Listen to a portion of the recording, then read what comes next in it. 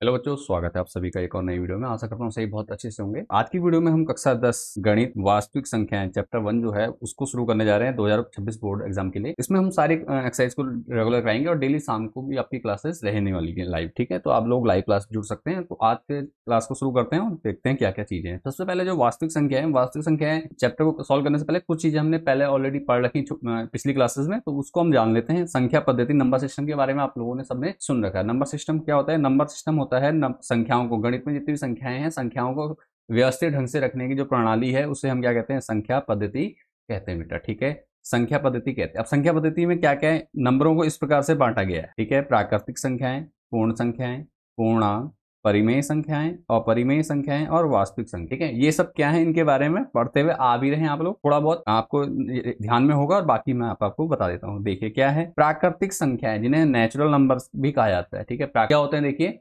प्राकृतिक संख्याएं 1 2 3 4 5 dot dot dot इस प्रकार से। ठीक है, तो 1 2 3 4 5 6 क्या है? ये सब क्या है? प्राकृतिक संख्याएं बेटा। क्या है ये? प्राकृतिक संख्याएं। ठीक है, इन्हें हम क्या कहते हैं? प्राकृतिक संख्याएं कहते हैं। जितने भी गिनती जहां से भी आप शुरू करते हैं, गिनती कभी भी शुरुआत कहां से होती है? 1 से होती है। 1 2 3 4 5 6 7 8 9 10 इन्फिनाइट तक। ठीक है, तो ये सभी संख्याएं किसमें अंतर्गत आती हैं? ये आती है प्राकृतिक संख्याएं। अब देखिए प्राकृतिक संख्याएं हो गई। अब पूर्ण संख्या में क्या होता है? एक जीरो को और शामिल कर दिया गया। 0 1 2 3 4 5 और इसी प्रकार से डेट्स ऑन आगे चलता रहेगा। ठीक है, क्लियर हो गया? तो प्राकृतिक संख्याएं क्या होती है? 1 2 3 4 5 6। पूर्ण संख्याएं क्या होती हैं? पूर्ण संख्याएं क्या? तो प्राकृतिक संख्याओं का जो समूह है, इस समूह में देखो प्राकृतिक संख्याओं का जो ये समूह है, इसमें हमने क्या करा? जीरो और ऐड कर दिया। तो क्या हो जाएगा? पूर्ण संख्या क्या होती है? जीरो सहित प्राकृतिक संख्याओं का समूह क्या कहलाता है? पूर्ण संख्या कहलाता है। ठीक है, पूर्ण संख्या कहलाता है। क्लियर हो गया होगा सबको? कोई डाउट या परेशानी हो कमेंट जरूर कीजिएगा। बाकी जिनको आता है या ऑलरेडी, वो भी मुझे कमेंट करके बताएं कि हाँ सर ये तो हमें आता है ऑलरेडी करके। ठीक है, तो चलिए आगे बढ़ते हैं। इसके बाद पूर्ण संख्याएं। पूर्ण संख्या इनको कहते हैं इंटीजर।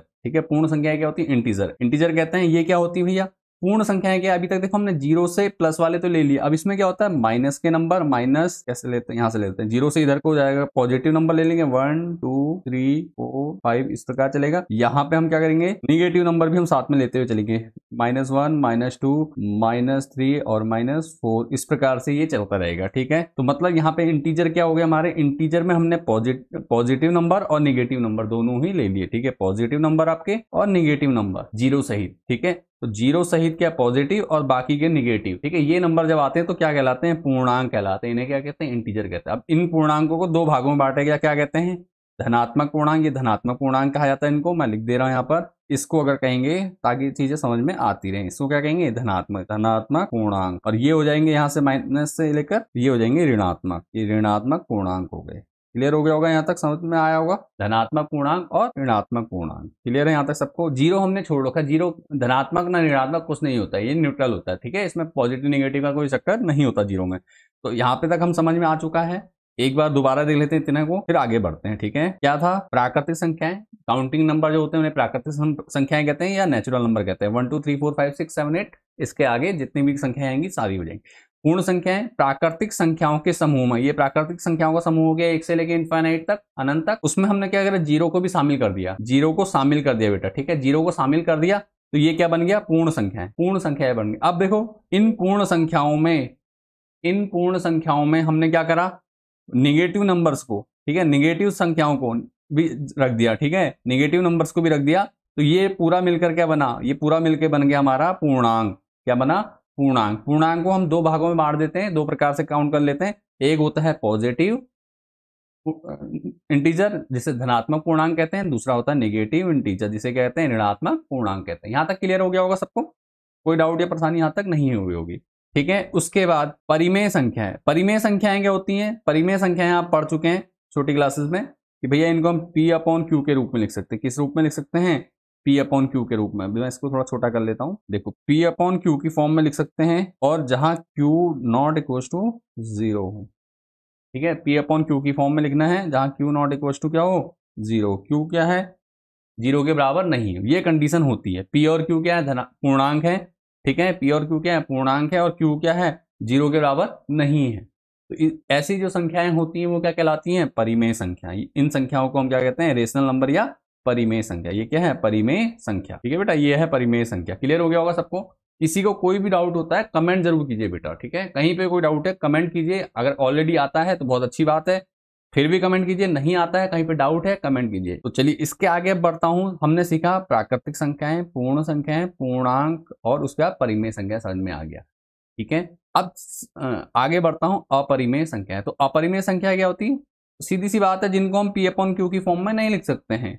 ठीक है, पी अपॉन क्यू की फॉर्म में नहीं लिख सकते हैं। ठीक है, पी अपॉन क्यू की फॉर्म में नहीं लिख सकते हैं, तो ये क्या कहलाते हैं? अपरिमेय संख्या कहलाती हैं। या जो पूर्ण वर्ग नहीं है, या ये सिंपल इसको ऐसे लिख दे, जो परिमेय नहीं है। ठीक है, जो क्या परिमेय नहीं है। जो संख्याएं परिमेय संख्या, जो परिमेय संख्याएं नहीं है, तो वही क्या है?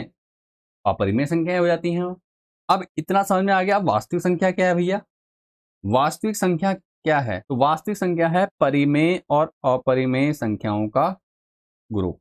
ठीक है, परिमेय और अपरिमेय संख्याओं का। ठीक है, आपका परिमेय और अपरिमेय संख्याओं का जो समूह है, ये कहलाता है हमारा वास्तविक संख्याएं। ठीक है, रियल नंबर। देखो चैप्टर का नाम भी यही है। तो वास्तविक संख्याएं क्या होती हैं? परिमेय और अपरिमेय संख्याओं का जो समूह है या समुच्चय है, उसे क्या कहते हैं? वास्तविक संख्या कहते हैं। ठीक है, शेप में चलते हैं, शेप ले लेते हैं स्क्वायर। ठीक है, तो मैं समझाता हूँ आपको। नंबर ये समझ में आ चुके हैं क्या है करके, इनको मैं थोड़ा साइड कर देता हूँ। ये चीज समझ में आ गई। प्राकृतिक संख्याएं क्या होती है? 1 2 3। ठीक है, 1 2 3 4 5 क्या है? प्राकृतिक क्या है? 0 1 2 3 4 5 6 पूर्ण संख्याएं। फिर पॉजिटिव और निगेटिव पूर्ण संख्याओं को के समूह को कहेंगे पूर्णांक कहेंगे। और इसके बाद जो पी अपॉन क्यू का मतलब इन संख्याओं से मिलकर बनेगा। परिमेय संख्याएं क्या होती? इन सब का समूह होती हैं, और अपरिमेय संख्याएं भी इन्हीं से निकलती हैं। तो अभी समझा देता हूँ क्लियर। ये तीन आपको जो है, एक मिनट बॉक्स ले लेते हैं बेटा। तीन संख्या है क्या? प्राकृतिक संख्याएं, पूर्ण संख्याएं और पूर्णांक। ठीक है, ये इन्हीं संख्याओं से क्या होती है? हमारी दो संख्याएं बनती है। कौन कौन सी? ये दो संख्याएं बनती है। कौन कौन सी? एक तो आपकी बनेगी परिमेय, और अपरिमेय संख्या यहां से बन के आती है। ठीक है, क्या है मतलब जो प्राकृत संख्या है वो सभी क्या है? पूर्ण संख्याएं होंगी। सभी प्राकृत संख्याएं क्या होंगी? पूर्ण संख्याएं होंगी। सभी पूर्ण संख्याएं क्या होंगी? पूर्णांक होंगी। ठीक है, ध्यान देना, मतलब ये सब एक के अंदर आएगा। इसको बॉक्स में दिखा देता हूँ, रुक जाओ। यहाँ तक क्लियर हो गया होगा? कोई डाउट या परेशानी लगे आप कमेंट जरूर कीजिए। ठीक है, इसको मैं अब हटा दे रहा हूँ, इसकी जरूरत नहीं है। नहीं, ये थोड़ा समझाने के लिए था, कर दिया मैंने। अब देखो क्या है, समझ में आया हमें कि भैया प्राकृतिक संख्या है 1 2 3 4 5 जितने भी नंबर हैं वो क्या है? प्राकृतिक संख्याएं हो गई। पूर्ण संख्याएं क्या है? पूर्ण संख्याएं वो संख्याएं हैं, तो प्राकृतिक संख्याएं क्या है? ऐसी संख्याएं जो क्या है 1 2 3 4 5 6 काउंटिंग के लिए यूज किया जाती है, उन्हें क्या कहते हैं? प्राकृतिक संख्याएं कहते हैं। उसके बाद पूर्ण संख्याएं क्या है? जीरो सहित सभी प्राकृतिक संख्याएं क्या कहलाती हैं? आपकी पूर्ण संख्याएं। धनात्मक और ऋणात्मक पूर्ण संख्याओं का समूह जो कहलाएगा वो क्या कहलाएगा? पूर्णांक कहलाएगा। उसके बाद परिमेय। ठीक है, परिमेय संख्या क्या होती है? जिनको हम पी अपॉन क्यू के रूप में लिख सकते हैं, तथा अपरिमेय संख्या क्या होती है? जिनको हम पी अपॉन क्यू के रूप में नहीं लिख सकते हैं। ठीक है, तो ये समझ में आ गया था। उसके बाद वास्तविक संख्या क्या है? परिमेय और अपरिमेय संख्याओं का जो समूह है उसे क्या कहते हैं? हम वास्तविक संख्या कहते हैं। क्लियर हो गया होगा यहाँ तक? कोई डाउट या परेशानी यहाँ तक है? मुझे लगता नहीं कि अब रह गई होगी। फिर भी अगर कोई डाउट लगता है अगर आप लोगों को, तो कमेंट जरूर कीजिए बेटा। ठीक है, मैं और आपको डिटेल में समझा दूंगा आपके कमेंट के इस पर। ठीक है, यहाँ तक समझ में आ गया। इसके बाद देखो, अब हमारा चैप्टर जो वास्तविक संख्या है, तो हम इनकी परिभाषाएं एक बार देख भी लेते हैं और लिख भी लेते हैं। ठीक है, जो मैंने बोल के समझाई आपको यहाँ पे, वही मैंने आपको यहाँ पे दे दी। क्या? परिमेय और अपरिमेय संख्याओं के समूह को वास्तविक संख्या कहते हैं। ठीक है, वास्तविक संख्या क्या होती है? परिमेय और अपरिमेय संख्याओं के समूह को क्या कहते हैं? वास्तविक संख्या कहते हैं। या वे सभी संख्या जिन्हें संख्या रेखा पर प्रदर्शित किया जा सकता है क्या कहलाते हैं? रियल नंबर कहलाते हैं। ठीक है, दो तरीके से लिखा जा सकता है। ठीक है, अब देखो हम सीधी सी बात है, परिमेय संख्या 1 2 3 ये सब परिमेय है। 0 भी क्या है? एक परिमेय संख्या है। लिखते हुए चलता हूं, चलो। 1 2 3 0 भी हमारा परिमेय है। क्यों है? आपने पढ़ रखा है 9th में। 0 1 2 3 4, निगेटिव में 5, निगेटिव में 1, 1/2, 5/3, 5/4 कह दो, या 5 कुछ भी कह दो। ठीक है, कॉमा 2/4 और 0.15। ये सभी संख्याएं क्या? √4। इस प्रकार की जितनी भी संख्या है, मतलब अंडरूट में जो पूर्ण वर्ग हैं वो सारी, दशमलव में जो शांत जिनका भी दशमलव प्रसार है वो, जिनको हम p/q के रूप में लिख सकते हैं वो, और जितने भी हमारे वो हैं ये सब क्या, इन सभी समूह क्या है, वास्तविक संख्याएं कहलाते हैं। ठीक है, इसमें हमने परिमेय भी ले लिया और अब एक दो अपरिमेय संख्याएं भी मैं ऐड कर दूँ, जैसे √2, √5, 0.1313 डॉट डॉट डॉट ऐसे करके चलेगा। ठीक है, तो ये चीज क्या है, आपकी वास्तविक संख्या है। समझ में आ गया होगा। ठीक है, क्या परिमेय और अपरिमेय संख्याओं के समूह को क्या कहते हैं, वास्तविक संख्या कहते हैं। क्लियर हो गया, हमें चैप्टर अब समझ में आने लग गया है। ठीक है, क्या है चैप्टर हमें समझ में आ गया कि वास्तविक संख्या क्या होती है। यहां तक आपको समझ में आ गया होगा, परिमेय और अपरिमेय संख्याओं का जो समूह है वही क्या है, वास्तविक संख्या है। ठीक है, क्लियर हो गया। अब परिमेय संख्या कहती है, अभी बताई थी परिमेय संख्या क्या, पी अपॉन क्यूब में लिखी जा सकने वाली संख्याओं को कहते हैं परिमेय संख्या कहते हैं, जहां पी और क्यू क्या है, पूर्णांक है। पूर्णांक क्या होता है, अभी थोड़ी देर पहले मैंने आपको बताए थे। ठीक है, पूर्णांक क्या होते हैं, मैंने आपको भी बताए थे, पॉजिटिव निगेटिव हो सकते हैं और जीरो सहित होते हैं। ठीक है, तो और जहां क्यू क्या होता है, जीरो के बराबर नहीं होता है। ठीक है, इसको पी अपॉन क्यू के रूप में लिख सकते हैं। पी और क्यू क्या पूर्णांक है और क्यू क्या जीरो के बराबर नहीं, अर्थात 1/0 इस प्रकार की फॉर्म में नहीं लिख सकते हैं, ये नहीं है। ठीक है, ये गलत है। 0/1 की फॉर्म में लिख सकते हैं परिमेय संख्या, ये एक परिमेय संख्या है बट ये नहीं है। तो अब समझ में आ चुका है। अपरिमेय संख्या ये होती है जिन्हें पी अपॉन क्यू के रूप में नहीं लिखा जा सकता, जैसे √2 और पाई, ये सब क्या है, अपरिमेय संख्याएं हैं। हो गया, ये क्या है, अपरिमेय संख्याएं हैं। क्लियर हो गया, यहां तक समझ में आ गया होगा। इसके बाद बढ़ता हूं आगे नेक्स्ट उसमें। अब देखो क्या है, जो चैप्टर में है यूक्लिड विभाजन प्रमेय का। ठीक है, क्वेश्चन तो इसके हट चुके हैं, लेकिन प्रमेय का दे रखी, प्रमेय दे रखी यूक्लिड की, यूक्लिड डिवीजन एल्गोरिथम कहते हैं इसे। तो इसको हम पढ़ लेते हैं, एक बार समझ लेते हैं क्या इसका मतलब। तो क्या कहा गया, किसी धनात्मक पूर्णांक ए को, किसी धनात्मक पूर्णांक ए को दूसरे धनात्मक पूर्णांक बी से विभाजित करने पर, ठीक है, किसी धनात्मक पूर्णांक ए को क्या करेंगे, किसी दूसरे धनात्मक पूर्णांक बी से विभाजित करने पर अद्वितीय पूर्णांक क्यू, जिसे भागफल कहते हैं, ठीक है, और आर जिसे शेषफल प्राप्त होता है। ठीक है, आर प्राप्त होता है। ठीक है, शेषफल कहा जाता है, भागफल और शेषफल। ठीक है, जहां 0 is less than equal then R और R is less than B. ठीक है, ये कंडीशन रहती है इसमें। ठीक है, अब इसका सूत्र क्या है, पहले सूत्र समझ लिया, फिर समझा भी देता हूं कैसे क्या है।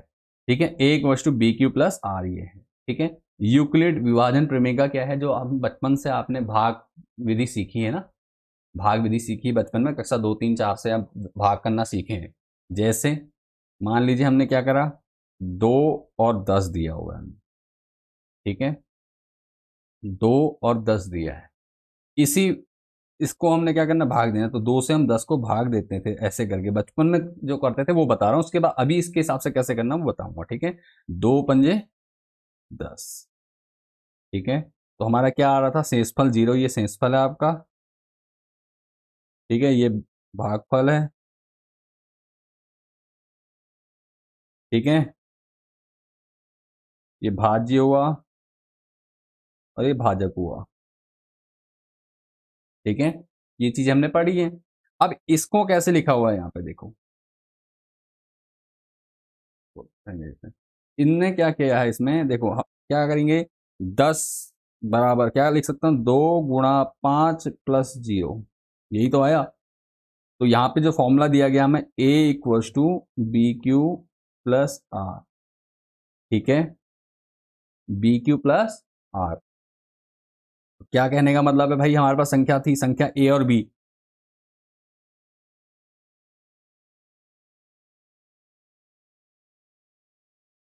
इसको आप थोड़ा साइड कर लेते हैं, इसकी आवश्यकता है नहीं। ठीक है, तो यहां तक समझ में आ रहा है आप लोगों को अच्छे से।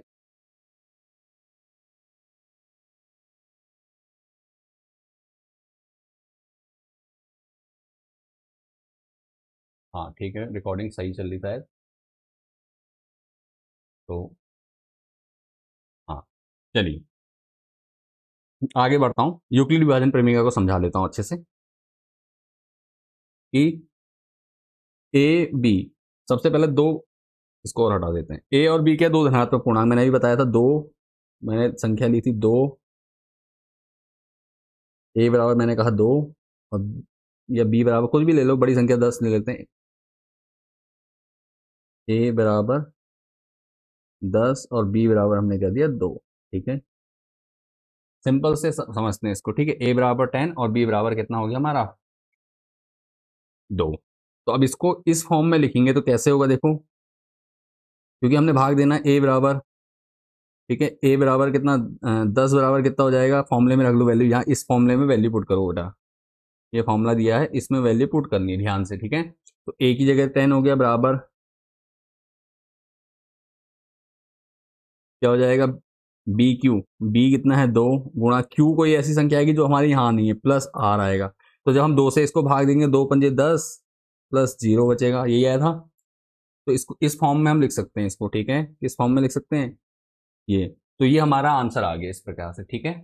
अब कंडीशन क्या गई है कि भैया आर या तो 0 के बराबर होगा, ये क्या है ये आर है, इसमें देखो फॉर्मूले को समझा भी देता हूँ, ये ए हो गया, ये ए, ये बी, ये क्यू और ये आर हो गया, ठीक है। प्लस यहाँ पे क्या है गुणा में ही रहेगा बी क्यू। तो ये हमारा फॉर्मूला बन गया देखो, ठीक है।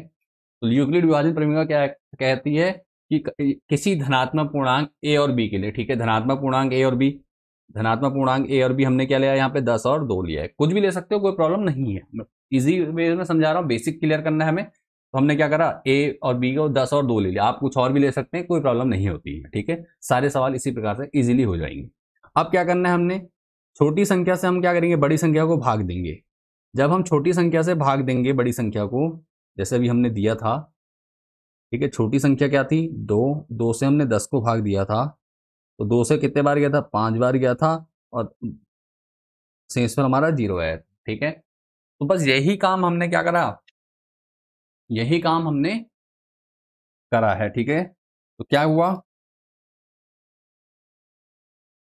हमने क्या करा, ये हमारा ये ए है, ए को अगर हम बी से भाग देंगे तो हमारे पास शेषफल आएगा और शेषफल और भागफल आएगा, ठीक है। तो हमने इसी को इस फॉर्म में लिख दिया, यही हमारा क्या है यूक्लिड विभाजन प्रमेय का है। क्लियर हो गया। कंडीशन क्या थी कि आर 0 के बराबर हो या 0 से बड़ा हो, अब छोटी संख्या है तो यहाँ पे हो गया, ठीक है, और बी से क्या हो, बी से छोटा हो, बी से क्या होगा आर हमेशा छोटा होगा, ठीक है, बी से छोटा, देखो 2 से छोटा है ना 0, तो ये कंडीशन हमारी होगी, यूक्लिड विभाजन प्रमेय का कहा जाता है। एक सवाल और ले लेते हैं चलो, ताकि हमें और समझने में आसानी हो जाए, ठीक है। तो सवाल ले लेते हैं, सेकंड नंबर का ले लेते हैं, किससे करें, 3 से 3 को कर देते हैं, 3 कॉमा कितना 21,3 या 24,3 ले लो, ठीक है, कोई प्रॉब्लम नहीं है। तो अब हम क्या करेंगे, ए और बी आपको समझ में आ चुका है, ए कौन सा है बी कौन सा है, ये ए है,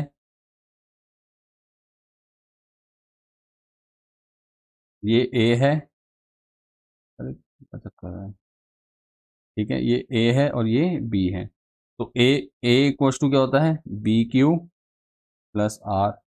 तो बस हमने क्या करना है 3 से 24 को भाग दे दो, तो हम इसको क्या रख सकते हैं, ए ऐसे ये 24, 24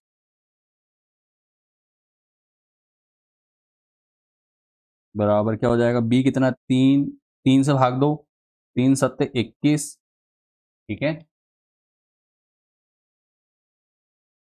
और 3 अठे 24 चला जाएगा, ठीक है, प्लस 0, ठीक हो गया। तो ये हो गया हमारा, तो यहाँ पे क्या हो गया क्यू कितना आ गया हमारा, क्यू बराबर कितना हो गया हमारा 8 हो गया, ठीक है, ये हो गया। इस प्रकार से हमने कर लेना है। क्लियर है, समझ में आया यहाँ तक, कोई डाउट या परेशानी नहीं है। यही आपका क्या है यूक्लिड विभाजन प्रमेय का है। क्लियर है, यूक्लिड विभाजन प्रमेय का। तो इतना हमने समझ में आ गया, और हमें इसका जरूरत कम है इस समय, तो हम ज़्यादा इसमें डीप में जाने की जरूरत है नहीं, डिटेल में इसको चलो रहने देते हैं, इसको हटाना क्यों है, ठीक है। तो अब समझ में आ गया यूक्लिड विभाजन प्रमेय का कहती है कि किसी धनात्मक पूर्णांक ए और बी के लिए ए को दूसरे धनात्मक पूर्णांक से विभाजित करने पर, देखो विभाजित करने पर अद्वितीय पूर्णांक क्यू भागफल और शेषफल प्राप्त होते हैं, ठीक है। जब हम 3 से 24 को भाग दे रहे हैं तो हमारे पास क्या हो रहा है, एक क्यू प्राप्त होता है और एक आर प्राप्त हो रहा है, ठीक है। अद्वितीय, ये क्या है अद्वितीय, बार बार नहीं आएगा एक जैसा, ठीक है, अलग आएगा, ठीक है। जहां क्यू 0 क्या है आर से छोटा है या बराबर है उसके, और बी क्या है आर से बड़ा है। कंडीशन समझ में आ गई। तो ये हमारी यूक्लिड विभाजन प्रमेय का, और इसका सूत्र ये है, ठीक है, A equal to B Q plus R. यहां तक समझ में आ चुका है, क्लियर, कोई डाउट या परेशानी नहीं है। तो अंकगणित की आधारभूत प्रमेय, ठीक है, अंकगणित की आधारभूत प्रमेय। तो जो आपका चैप्टर 1 है वो इस ही थ्योरम पर काम करेगा, ठीक है, यही जो आधारभूत प्रमेय है ये ही इंपॉर्टेंट है इसके लिए। तो आपने क्या करना है, इसको जरूर अच्छे से ध्यान से देख लेना है, ठीक है। तो इसको समझते हैं हम क्या है। फंडामेंटल थ्योरम ऑफ अर्थमेटिक क्या कहता है, प्रत्येक भाज्य संख्या को अभाज्य संख्याओं के गुणनफल के रूप में व्यक्त किया जा सकता है अद्वितीय रूप से। अब इस अद्वितीय रूप से क्या मतलब है ये बताऊंगा, अभी पहले इसको सिंपल तरीके से समझो कि प्रत्येक भाज्य संख्या को अभाज्य संख्याओं के गुणनफल के रूप में लिखा जा सकता है, ठीक है, व्यक्त किया जा सकता है, ठीक है। गुणनखंडों के क्रम को छोड़ के, गुणनखंडों के क्रम का कोई चक्कर नहीं रहता है इसमें, ठीक है, कोई बाउंडेशन नहीं है, कोई भी आगे पीछे हो रहा है कोई प्रॉब्लम नहीं है। और अद्वितीय मतलब क्या है इसका भी मैं अभी समझा दूंगा, बहुत ईजी है। अद्वितीय का मतलब कि एक जैसे अभाज्य गुणनखंड दो संख्याओं के नहीं हो सकते, ठीक है, दो भाज्य संख्याओं के सेम अभाज्य गुणनखंड नहीं हो सकते। जैसे मान लीजिए एक संख्या हमने ली 6, ठीक है, एक संख्या कौन सी ली हमने, एक संख्या हमने ली 6। थोड़ा पतला हो रहा है पेन, पेन को थोड़ा सा कर लेते हैं, ठीक है, हाँ ठीक है, ठीक है। तो हमने ले ली संख्या 6, तो इसके प्राइम फैक्टर क्या निकलेंगे, देखिए 6 के प्राइम फैक्टर कैसे निकलेंगे, देखो ये हो जाएंगे 2 गुणा 3, ठीक है। अभाज्य गुणनखंड क्या होंगे, 2 गुणा 3 होंगे 6 के। अगर यहीं पर इसके अलावा कोई दूसरी संख्या ले लेते हैं, 26 लेंगे या कोई भी संख्या ले लो आप, तो क्या होता है देखिए 2 गुणा फिर क्या आएगा 13, ठीक है। अब इसका अद्वितीय का मतलब समझा देता हूं। तो ये क्या है, इसके अभाज्य गुणनखंड है। क्या कहा जा रहा है इसको समझ लेते हैं कि कहा गया है प्रत्येक भाज्य संख्या, भाज्य संख्या ये है 6 क्या है एक भाज्य संख्या है, 26 भी एक क्या है भाज्य संख्या है, ठीक है, को अभाज्य संख्याओं के गुणनफल के रूप में लिखा जा सकता है। तो देखो ये दोनों 2 और 3 क्या है अभाज्य संख्याएं हैं, इनके गुणनफल के रूप में लिखा जा सकता है। 2 और 13 क्या है अभाज्य संख्या है, इनके गुणनफल के रूप में लिखा जा सकता है इनको, ठीक है। तो यही चीज इसमें बताई। और अद्वितीय रूप से, अद्वितीय रूप से मतलब 2 गुणा 3 किसी और का, केवल 2 गुणा 3 किसी और का नहीं हो सकता। ये नहीं कि 6 का हो गया तो 12 का या 13 का, 12 का कर लेते हैं, 12 का देखिए 6 का जो है 2 गुणा 3 या 3 गुणा 2, ये सिर्फ किसका होगा, ये होगा सिर्फ 6 का अभाज्य गुणनखंड। सीरियल का भी देखो गुणनखंडों के क्रम को छोड़कर, गुणनखंडों का क्रम को छोड़कर जो लिखा है उसको भी आप देख लीजिए। उसका मतलब क्या है कि गुणनखंडों का क्रम आगे पीछे हो सकता है, कोई प्रॉब्लम नहीं होती उससे, ठीक है। तो ये है, ये हमारा किसका हो रहा है टोटल, ये जो है ये किसका है 6 का हो रहा है, ठीक है। 2 गुणा 3 कह दो या 3 गुणा 2 कह देंगे आप, तो ये किसका है 6 का है। तो ये हमारा क्या है आवाज, ये भाज्य संख्या है, इसको अभाज्य गुणनखंडों के रूप में लिखा जाता है। यही क्या है हमारी अंकगणित की आधारभूत प्रमेय है, ठीक है। उदाहरण भी मैंने एक दे रखा है, आप उदाहरण देख लेंगे। इसको हटा देता हूँ, हमने बेसिक से सीखा, अब इसको हटा देते हैं, इसकी जरूरत नहीं है फिलहाल हमें, ठीक है। तो हमने उदाहरण क्या दिया, देखो ये क्या दिया है, ठीक है, 32,760 कितना है 32,760 के हमने गुणनखंड बनाए। क्या बनाए, 2 की घात 3। इसको पहले देखो जब गुणनखंड करेंगे आप तो ऐसा आएगा, कैसा आएगा 2 गुणा 2 गुणा 2 गुणा 3 गुणा 5 गुणा 7 गुणा 13। तो ये है। तो हमने क्या करा, ये एक भाज्य संख्या थी, क्या 32,760 एक भाज्य संख्या थी। इसको हमने अभाज्य गुणनखंड, अभाज्य संख्या के गुणनखंड के रूप में लिख दिया। ये अभाज्य संख्या के गुणनखंड है, ठीक है। सारी देखो 2 अभाज्य है, 2 सारी 3 भी अभाज्य है, 5 अभाज्य, 7 अभाज्य और 13 भी अभाज्य संख्या है, ठीक है। तो इनके उसमें लिख दिया, ये क्या है अभाज्य संख्याओं के गुणनफल के रूप में लिख दिया। तो यही क्या हो गया, ये हमने जो अंकगणित की आधारभूत प्रमेय है, फंडामेंटल थ्योरम ऑफ अर्थमेटिक है, वो हमने कर दिया, ठीक हो गया, क्लियर हो गया यहां तक। अब इसको देखो हमने जो घात 3 करके भी लिख सकते हैं, जो हमने 2 गुणा 2 गुणा लिखा तो इसको शॉर्ट फॉर्म में भी लिख सकते हैं इस प्रकार से घातों के रूप में, 2 की घात 3, 3 की घात 2, 5 गुणा 7 गुणा 3। तो ये भी आप लिख सकते हैं, ठीक है, तो कोई प्रॉब्लम नहीं है उससे, ठीक हो गया। तो अंकगणित के आधारभूत प्रमेय से हम क्या सीखते हैं, हम यह सीखते हैं कि प्रत्येक भाज्य संख्या को अभाज्य संख्या के गुणनफल के रूप में व्यक्त किया जा सकता है, ठीक है। अद्वितीय रूप से, अद्वितीय रूप से समझ में आ गया कैसे कि भैया जो एक संख्या का गुणनखंड है, जैसे 3 गुणा 2 मैंने किया, अब जैसे इसका गुणनखंड ये है, ये आया अभी, ये गुणनखंड किसी और का किसी दूसरी भाज्य संख्या का हो ही नहीं सकता किसी भी हाल में। आप कुछ कर लीजिए, कोई भी संख्या, ये इनका जो गुणनखंड आएगा वो कितना आएगा, मल्टीप्लाई करके इतना ही आएगा। मतलब ये भाज्य संख्या का गुणनखंड यही आएगा, इसके अलावा कोई दूसरा नहीं आ सकता। और ना ही ये जो गुणनखंड किए हुए ये किसी और भाज्य संख्या के गुणनखंड हो सकते हैं। ठीक है, जैसा अभी मैंने बताया 5 गुणा 2 कहता हूं मैं, अगर 5 गुणा 2 ले लेते हैं, 5 गुणा 2, ठीक है, तो 5 गुणा 2 किसका हो जाएगा, 10 का होगा। अब इसका मतलब नहीं कि 10 के अलावा किसी और का हो जाएगा, ये किसी और का हो सकता है, नहीं हो सकता। किसका होगा, सिर्फ 10 का होगा।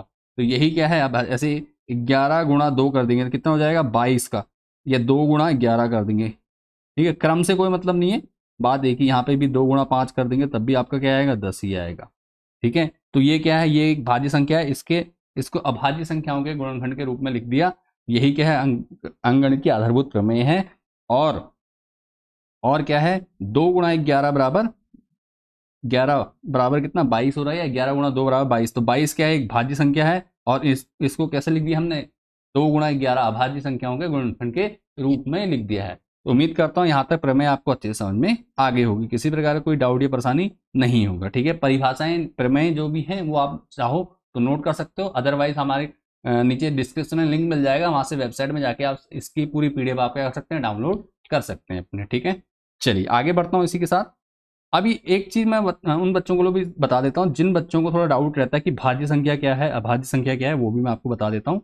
ठीक है, उसकी परिभाषा भी आप नोट कर लीजिए जिनको डाउट है, और अगर आता है तो कोई प्रॉब्लम नहीं, बहुत अच्छी बात है, आप कमेंट कर दीजिए कि आपको आता है। ठीक है, बाकी जितने बच्चे भी वीडियो को देख रहे हैं वो क्या करें, लाइक जरूर कर देना बेटा, क्योंकि आप लोगों का लाइक क्या करता है, हमें मोटिवेट रखता है। ठीक है, लाइक कर दीजिए, और अपने छोटे भाई बहनों के साथ जरूर, पुराने बच्चे जो हमारे हाई स्कूल कर चुके हैं वो अपने छोटे भाई बहनों के साथ चैनल को शेयर जरूर कर दीजिएगा, ताकि वो भी क्या कर रहे हैं, अपनी तैयारी कर सकें। तो चलिए देखते हैं क्या है अभाज्य संख्याएं। अभाज्य संख्याओं को अंग्रेजी में कहते हैं प्राइम नंबर। ठीक है, अभाज्य संख्याएं या प्राइम नंबर। ठीक है, अभाज्य संख्याएं और प्राइम नंबर क्या होता है, अभाज्य संख्याएं वे प्राकृतिक संख्याएं होती हैं जो केवल एक और स्वयं से ही क्या होती है, विभाजित होती हैं। ठीक है, एक से होगी या खुद से होगी, उसके अलावा उसको विभाजित नहीं कर सकते, भाग नहीं दे सकते, विभाज्य या विभाजित। ठीक है, विभाज्य होती है या विभाजित होती है, भाग जाता है, बात एक ही है। ठीक है, डिवाइड डिवीजन के लिए कह रहा है। ठीक है, डिवाइड करना होता है। ठीक है, दूसरे शब्दों में क्या हो सकता है, इनके केवल 2 ही गुणांक होते हैं। ध्यान रखना है, जो भी अभाज्य संख्या होगी उनके केवल 2 गुणांक होंगे, एक तो 1 होगा और दूसरा वो संख्या खुद होगी। जैसे उदाहरण के लिए 2, 3, 5, 7, 13, तो देखिए 2 है, तो 2 के अभाज्य गुणनखंड करेंगे तो 2 गुणा 1, इसके अलावा कुछ हो सकता है, नहीं हो सकता। क्यों, इससे ज्यादा टुकड़े नहीं किए जा सकते 2 के। इसी प्रकार 3 का देख लीजिए, 3 का भी ऐसी है, 3 गुणा 1। 5 का देखेंगे, 5 का क्या हो जाएगा, 5 गुणा 1, 5 भी क्या है, एक अभाज्य, 5 से छोटी कोई है नहीं, भाग जाएगा नहीं पूरा पूरा। ठीक है, इसी प्रकार कितना, 7 का 7 गुणा 1, तो क्या कहा जा रहा है, जो परिभाषा कही है सही है, केवल एक होगा और स्वयं होगा, स्वयं है और एक है, स्वयं है एक है, स्वयं है एक है, स्वयं है एक है, सब में देखो दिख रहा है ना। तो यहां तक समझ में आ गया, ये क्या है, परिमेय सॉरी अभाज्य संख्याएं। अभाज्य संख्याएं क्या होती हैं, जो केवल खुद से डिवाइड होंगी या 1 से डिवाइड होंगी, इसके अलावा किसी और संख्या से विभाजित नहीं होती, उन्हें क्या कहते हैं, अभाज्य संख्या या प्राइम नंबर। क्लियर हो गया। इसी के साथ भाज्य संख्याएं जिन्हें कंपोजिट नंबर भी कहा जाता है, क्या भाज्य संख्याएं। ठीक है, तो भाज्य से समझ में आ रहा है, इसका मतलब भाग जाता होगा, तो क्या हो जाएगा, भाज्य संख्याएं वे प्राकृतिक संख्याएं होती हैं जो एक से, स्वयं के अलावा अन्य सभी संख्याओं से विभाजित हो जाती हैं, अन्य संख्याओं से भी। ठीक है, अन्य संख्याओं से भी विभाज्य होती हैं, इनके 2 से अधिक गुणनखंड होते हैं। ठीक है, 2 से अधिक होते हैं, मतलब खुद के अलावा, खुद स्वयं के और एक के अलावा भी क्या होते हैं, और भी गुणनखंड होते हैं, इन्हें क्या कहते हैं, इन्हें कहते हैं भाज्य संख्याएं या कंपोजिट नंबर। ठीक है, कैसे, जैसे हमारे 4 दिया, 4 को हम क्या लिख सकते हैं, 4 को हम 4 गुणा 1 तो कर ही सकते हैं, इसके अलावा 4 को हम क्या लिख सकते हैं, इसको हम ये भी लिख सकते हैं 2 गुणा 2 गुणा 1, या इतना बड़ा ना भी करो, सिंपल भी लिखोगे तो 2 गुणा 2। तो इसका देखो 4 और 1 के अलावा कोई कंपोजिट नंबर आ गया, सॉरी कंपोजिट बोल रहा हूँ, सॉरी क्या कहते हैं, गुणनखंड आ गया, फैक्टर कहते हैं। ठीक है, गुणनखंड को अंग्रेजी में फैक्टर कहते हैं। इसी प्रकार देखो आगे बढ़ते हैं, 6 का देखते हैं, 6 6 गुणा कितना हो जाए, सॉरी 6 का हो जाएगा 3 गुणा 2। देखो अपने अलावा देखो इसके कितने 2 और फैक्टर आ गए, अपने और एक के अलावा इसके 2 फैक्टर और आ गए। इसी के अलावा आपका 8 है, 8 का क्या हो जाएगा 4 गुणा 2, ये भी कर सकते हैं, या इसी को हम लिख सकते हैं 2 गुणा 2 गुणा 2। इसी प्रकार 12 का देख लीजिए, 2 गुणा 3 गुणा 2, ठीक है, इस प्रकार से कर सकते हैं। तो ये सभी क्या है, सभी भाज्य संख्याएं क्या होती हैं, इनको अभाज्य गुणनखंडों के रूप में लिख सकते हैं, ठीक है। इनके 2 से ज्यादा क्या होते हैं, गुणनखंड होते हैं। तो क्या हो जाएगी, भाज्य संख्याएं, कंपोजिट नंबर, क्या कहेंगे, भाज्य संख्याएं वे प्राकृतिक संख्याएं होती हैं जो एक और स्वयं के अलावा अन्य संख्याओं से भी विभाजित होती हैं। इनके दो से अधिक गुणनखंड होते हैं। 2 से अधिक का मतलब समझ रहे हैं आप, कि 2 से अधिक का मतलब यहाँ पे क्या है, 2 से अधिक का मतलब ये है कि स्वयं के अलावा और कोई संख्या से भी ये क्या होंगे, भाग जाएगा इनमें पूरा पूरा, ठीक है। ये पूर्ण रूप से विभाजित हो जाएंगे, अन्य संख्याओं भी होंगी इनके गुणनखंडों में। तो ये हमारी होगी अभाज्य संख्याएं और भाज्य संख्याएं। उम्मीद करता हूँ यहाँ तक अच्छे समझ में आ गया होगा। अब हम बढ़ते हैं आगे एक्सरसाइज की ओर, और अब करेंगे हम एक्सरसाइज शुरू, ठीक है। उससे पहले एक चीज और बता दूं, गुणनखंड मैं अभी बता चुका हूँ फैक्टर क्या होता है, गुणनखंड भी समझ लीजिए। जिन बच्चों को नहीं पता है वो भी देख लेंगे, उसके बाद एक्सरसाइज कर लेते हैं, ठीक है। ये भी कई बार बच्चों को डाउट देखा जाता है, तो इसलिए मैं समझा देता हूँ। गुणन के क्या होता है समझ लीजिए, किसी संख्या के गुणनखंड वे संख्या होती है जो उसे पूर्णतः विभाजित करती है, ठीक है। गुणनखंड क्या होती है, उसको, उस संख्या को क्या करेंगे, पूरी तरह विभाजित करेंगे तो क्या कहेंगे, गुणनखंड होती है, अर्थात शेषफल शून्य छोड़ती है, ठीक है। पूरा पूरा भाग जाएगा तो उसका मतलब क्या होगा, शेषफल जो होगा वो 0 आ जाएगा, ठीक है। तो जैसे 12 के गुणनखंड क्या हो सकते हैं, 12 को 1 से भाग दे सकते हैं पूरा पूरा, 12 को 2 से दे देंगे तो 2 छिंग 12 हो जाएगा, 3 से भाग देंगे 3 चक्को 12, 4 से देंगे 4 तिया 12, 6 दूनी 12, 12 एकम 12, इन सब से भाग दे देंगे तो ये क्या है, ये 12 के गुणनखंड हो जाएंगे। क्या 12 के गुणनखंड क्या होंगे, ये होंगे, ठीक है, फैक्टर। इन सब से हम क्या करते हैं, भाग दे सकते हैं, ठीक है। ये हो गए, क्लियर हो गए, यहां तक समझ में आ गया होगा। ये सब क्या हो जाएंगे, गुणनखंड हो जाएंगे, ठीक है। या हम इसको इस प्रकार से कह सकते हैं, इसको और वो करो, समझो इजीली, 12 है, इसको तोड़ेंगे 2 गुणा, अब ये जो करूंगा तो ये तो मेरा क्या हो गया, अभाज्य गुणनखंड हो जाएगा, ठीक है। ये अभाज्य गुणनखंड हो जाएगा, लेकिन गुणनखंड क्या है कि जितनों से उस टेबल को, उसको पूरा पूरा भाग दे सकते हैं उस संख्या को, ठीक है। किसी संख्या में के गुणनखंड वे संख्या होती है जो उसे पूर्णतः विभाजित करती। अभाज्य गुणनखंड लिखूंगा मैं इसके तो क्या होंगे, 2 गुणा 3, ठीक है, 2 दूनी 4, 4 तिया 12 करके, थोड़ी देर पहले भी बताया था। तो यहां तक समझ में आ रहा होगा आपको। किसी को कोई डाउट या परेशानी हो कमेंट जरूर कर लीजिएगा बेटा, ठीक है। और डेली क्लास रहेगी 7:30 बजे के आसपास, तो जल्दी से ज्वाइन हो जाया कीजिएगा, आगे की तैयारी हम करेंगे। रेगुलर क्लास रहेगी हमारी। बाकी जो भी आपको सब्जेक्ट पढ़ना हो तो आप मुझे कमेंट कर देंगे, तो उसकी नेक्स्ट वीडियो लाइव उसी की हम ले लेंगे 7:30 बजे, ठीक हो गया। तो गुणनखंड क्या होता है, किसी संख्या के गुणनखंड वे संख्याएं होती हैं क्या, जो पूर्णतः विभाजित करती हैं उसे, ठीक हो गया, समझ में आ गया भैया। जिससे हम पूरा पूरा भाग दे सकते हैं, जैसे 12 को हम किससे इतनों से दे सकते हैं, 7 को हम किससे 1 से दे सकते हैं और 7 से दे सकते हैं, इसके अलावा नहीं सकते। ये वैसे भी है कौन सी, अभाज्य संख्या 7, ठीक है।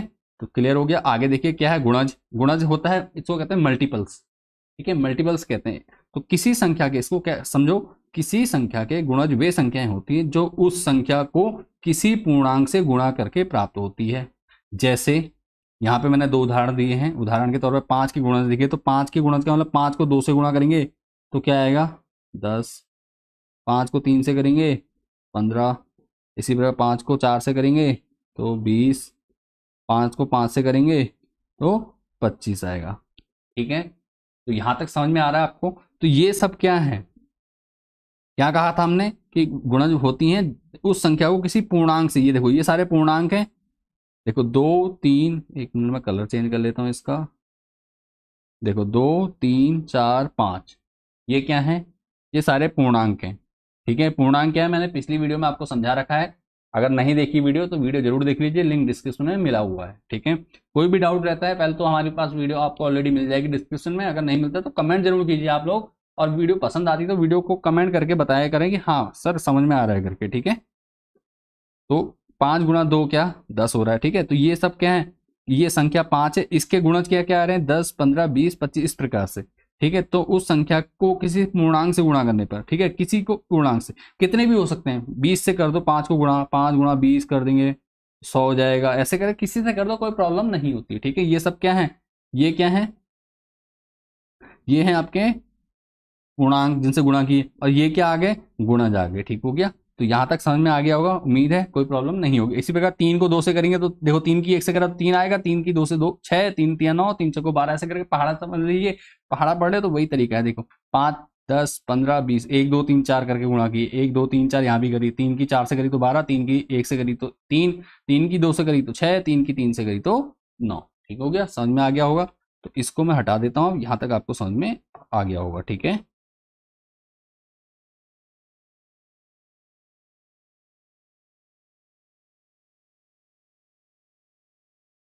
चलो इसको हटा देते हैं। ठीक है, क्लियर हो गया यहाँ तक। परिभाषाएं आप नोट कर सकते हैं, बाकी पीडीएफ आप हमारी वेबसाइट से डाउनलोड कर सकते हैं। ठीक है, हर एक्सरसाइज की पीडीएफ आपको वहां मिल जाएगी। आगे बढ़ता हूँ इसी के साथ।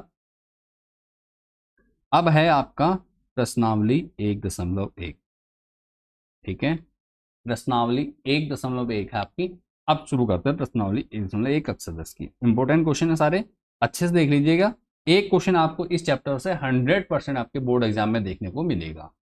ठीक है, अभी बता भी दूंगा कौन सा ज्यादा इंपॉर्टेंट है, और उसके अलावा आपको सीखने से आ रहे हैं, कभी कभी चेंज हो जाता है। एक क्वेश्चन कम से कम करा और यहाँ से कम 5 नंबर तक का बन जाता है, 3 से 5 नंबर का आ जाता है। एक एमसीक्यू बनता है यहाँ से, और एक 2 नंबर का क्वेश्चन और बनता है, तो कम से कम 3 नंबर आपको यहाँ से देखने को मिल जाएंगे बेटा। ठीक है, तो आपने तैयार जरूर कर लेना है। ठीक है, सारे क्वेश्चन बहुत ईजी हैं, लोग हवा बनाते हैं, ऐसा कोई टेंशन लेने की जरूरत नहीं, बहुत ईजी है, इजीली कर लोगे। आपने इतनी वीडियो देख ली, आप अब तो खुद भी आप सवाल कर सकते हो। ठीक है, तो प्रश्न पढ़ते हैं हम पहले, उसके बाद आगे बढ़ेंगे। प्रश्नावली 1 है कक्षा 10, प्रश्नावली 1 बोर्ड परीक्षा 2026। कक्षा प्रश्न नंबर 1 क्या, निम्नलिखित संख्याओं को अभाज्य गुणनखंड के गुणनफल के रूप में व्यक्त कीजिए। क्या कह रहा है, अभाज्य संख्या दी गई है, संख्याओं को अभाज्य गुणनखंडों के गुणनफल के रूप में लिखिए। ठीक है, तो हमने ये करना है, तो क्या हो जाएगा देखो, 140 एक संख्या है, 156 एक है, 3825 एक है, 5005 एक है, 7429 एक है। तो इन सभी को हमने क्या करना है, गुणनखंड निकालने इनके। ठीक है, तो हम क्या करेंगे, सिंपल पहला वाला क्वेश्चन को लेते हैं, फर्स्ट का हल। ठीक है, सॉल्यूशन।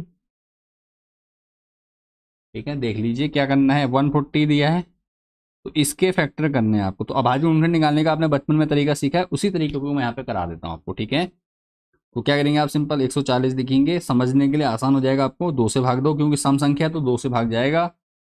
ठीक है, 2 से भाग देंगे तो 2 सत्ते 14, जीरो का जीरो, फिर 2 से भाग देंगे, 2 6 और 10 बजा, 2 पंजे 10, फिर 2 से दे दो, नहीं 2 से नहीं जाएगा, सॉरी, क्योंकि यहाँ पे 35 हो गया, विषम संख्या आ गई, तो 3 से भी नहीं जाएगा, 5 से चला जाएगा, 5 से करते हैं, 5 सत्ते 35, फिर 7 एकम 7। ठीक है, क्लियर हो गया यहाँ तक। तो हमारे लिए जो अभाज्य गुणनखंड आए वो आगे 2 गुणा 5 गुणा 7। ठीक है, इसको मैं थोड़ा सा इधर करता हूँ, ये समझ में आ चुका है। तो अब हमने क्या करना है, इसको यहाँ लिख देंगे, 140 बराबर कितना हो जाएगा, 2 गुणा 2 गुणा 5 गुणा 7। या तो आप इसको ऐसे लिख दीजिए, या इसको आप ऐसे लिख सकते हैं, 2 की घात 2। ठीक है, गुणा 5 गुणा 7। ठीक है, कोई प्रॉब्लम नहीं है, ऐसे लिख देंगे। ठीक हो गया, तो यही हमारा क्या हो जाएगा, अभाज्य गुणनखंडों के रूप में लिखना, सिर्फ इतना ही करना है, तो यही हमारा क्या हो जाएगा, आंसर हो जाएगा। ठीक हो गया, तो यहाँ तक आंसर समझ में आ चुका है, कोई डाउट या परेशानी नहीं होगी। अगर है तो कमेंट जरूर कीजिए। अगला देखो, इसको हटा देता हूँ। और वीडियो पसंद आई तो बेटा वीडियो को लाइक जरूर कर दीजिए, वीडियो को लाइक कर दीजिए, आप ही के भरोसे हैं। तो आपने क्या करना, वीडियो को लाइक जरूर कर देना, ताकि पता चल सके कि हाँ हमारे बच्चों को हमारी मेहनत पसंद आ रही है। ठीक है, इसके बाद देखिए दूसरा क्वेश्चन लेता हूँ। देखो 156 वाला क्वेश्चन आप खुद कर लीजिए। ठीक है, बहुत ईजी है, आप कर सकते हैं, मैंने समझा दिया है। एक क्या करना है, सिंपल इस मेथड का प्रयोग करना है और अभाज्य गुणनखंड निकालने हैं आपने। ठीक है, इसको आप खुद कर लीजिए, तब तक इसको कर लीजिए, मैं अगला वाला करता हूँ। ठीक है, इसको करते हैं, कैसे करेंगे देखो, सिंपल 3000, क्वेश्चन नंबर 3, 825। ठीक है, ये संख्या है, तो इसको करना है, तो विभाजित करने के लिए क्या लिखेंगे, देखो यहाँ कर दे रहा हूँ मैं इसको। ठीक है, ब्लैक पेन का प्रयोग करते हैं। हाँ, क्या हो जाएगा, 3825। देखो अंतिम अक्षर 5 है, तो सिंपल क्या कर सकते हैं हम, 5 से विभाजित कर सकते हैं। ठीक है, 5 से भाग दे देंगे, 5 से करेंगे, 5 सत्ते 35, 3 बचा। ठीक है, 5 छिंग 30, 5 पंजे 25, फिर 5 से दे दीजिए भाग। ठीक है, 5 से कितने बार जाएगा, 5 एकम 5, 5 बजे 25 और 5 तिया 15। ठीक है। अब देखो, अब 153 आ गया, किससे जाएगा? 3 से चला जाएगा, 3 पंजे 15, 3 एकम 3, फिर 3 से चला जाएगा, 3 एकम 3, 2 बचा 21 हो गया, 3 सत्ते 21 और 17 एकम 17, 17 चला गया। समझ में आ गया होगा। तो हमारे जो अभाज्य गुणनखंड आए इसके कितने आ गए भाई? देखो कितने आ गए, आपके सामने हैं। तो कितने लिख दूंगा मैं यहाँ पर? 5 गुणा 5 गुणा 3 गुणा 3 गुणा 17। ठीक हो गया। यहाँ तक समझ में आ रहा है? कोई डाउट या परेशानी यहाँ तक नहीं होगी। ठीक है। तो अब मैं क्या करूँगा, इतना इसको हटा देता हूँ, अब इसकी ज़रूरत नहीं है। तो इसको भी हटा देता हूँ क्योंकि हमने कर लिया है, ये रफ काम था, रफ काम हमने कर दिया है। क्योंकि सिखाना है तो इसलिए मैं दिखा दे रहा हूँ आपको, नहीं तो डायरेक्ट भी किया जा सकता है अगर आपको अच्छे से आता है तो। ठीक है। तो चलिए अब मैं यहाँ पे क्या लिख दूँ, अब देखो घातों के रूप में लिख सकता हूँ क्योंकि 5 गुणा 5 है तो 5 की घात 2 गुणा 3 की घात 2 गुणा 17। ठीक हो गया। यहाँ तक हो गया। 5 गुणा 5 गुणा 3 गुणा 3 गुणा 17, या 5 की घात 2 गुणा 3 की घात 2 गुणा 17। ठीक है। 5 स्क्वायर इंटू 3 स्क्वायर इंटू 17, ये हमारा आंसर आ गया क्वेश्चन नंबर 3 का। अब देखो अगला कौन सा है। अब सेकंड वाला आपने कर लिया होगा, इस अगले दो मैं बता दे रहा हूँ। ठीक है। थर्ड भी हो गया, फोर्थ हम करते हैं। फोर्थ में क्या दिया गया है? फोर्थ में कहा गया है 5005। ये बहुत इजी है, आप कर भी लेंगे इसको। ठीक है। मैं इधर कर लेता हूँ 5005। सीधी बात है, 5005 है तो किससे जाएगा भाग? सबसे पहले 5 से जाएगा तो 5 से देते हैं। 5 एकम 5, 0 का 0, 0 का 0, 5 एकम 5। और किससे जा सकता है देखो? 5 से तो जाएगा नहीं, 7 से जाएगा। हाँ 7 से चला जाएगा बेटा। ठीक है। 7 एकम 7, 3 बचेगा 30 हो गया, 7 चक्को 28, 2 बचा 21 हो गया, 7 तियाँ 21। ठीक है। अब देखो किससे जा सकता? 3 से जाएगा नहीं, हाँ 3 से चला जाएगा। 3 एकम 3 चक्को 12, नहीं 3 से नहीं जाएगा, सॉरी।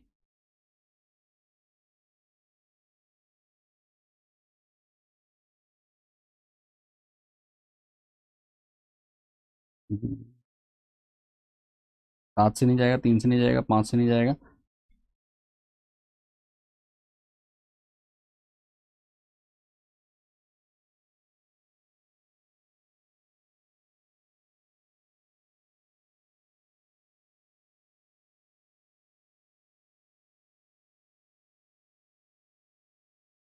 तो ठीक है, किसी से नहीं जाने वाला है ये, तो इसको हम ऐसे लिख देंगे 143 इंटू डिवाइड बाई 1। ठीक है, ये आ जाएगा। तो इसका जो आएगा टोटल कितना आ जा रहा है हमारा आंसर? 5 गुणा 7 गुणा 145। ठीक हो गया, समझ में आ गया। तो ये हो गया आपका वो। ठीक है। 5 गुणा ये 5 गुणा 7 गुणा 43, किसका आया? 5005 का।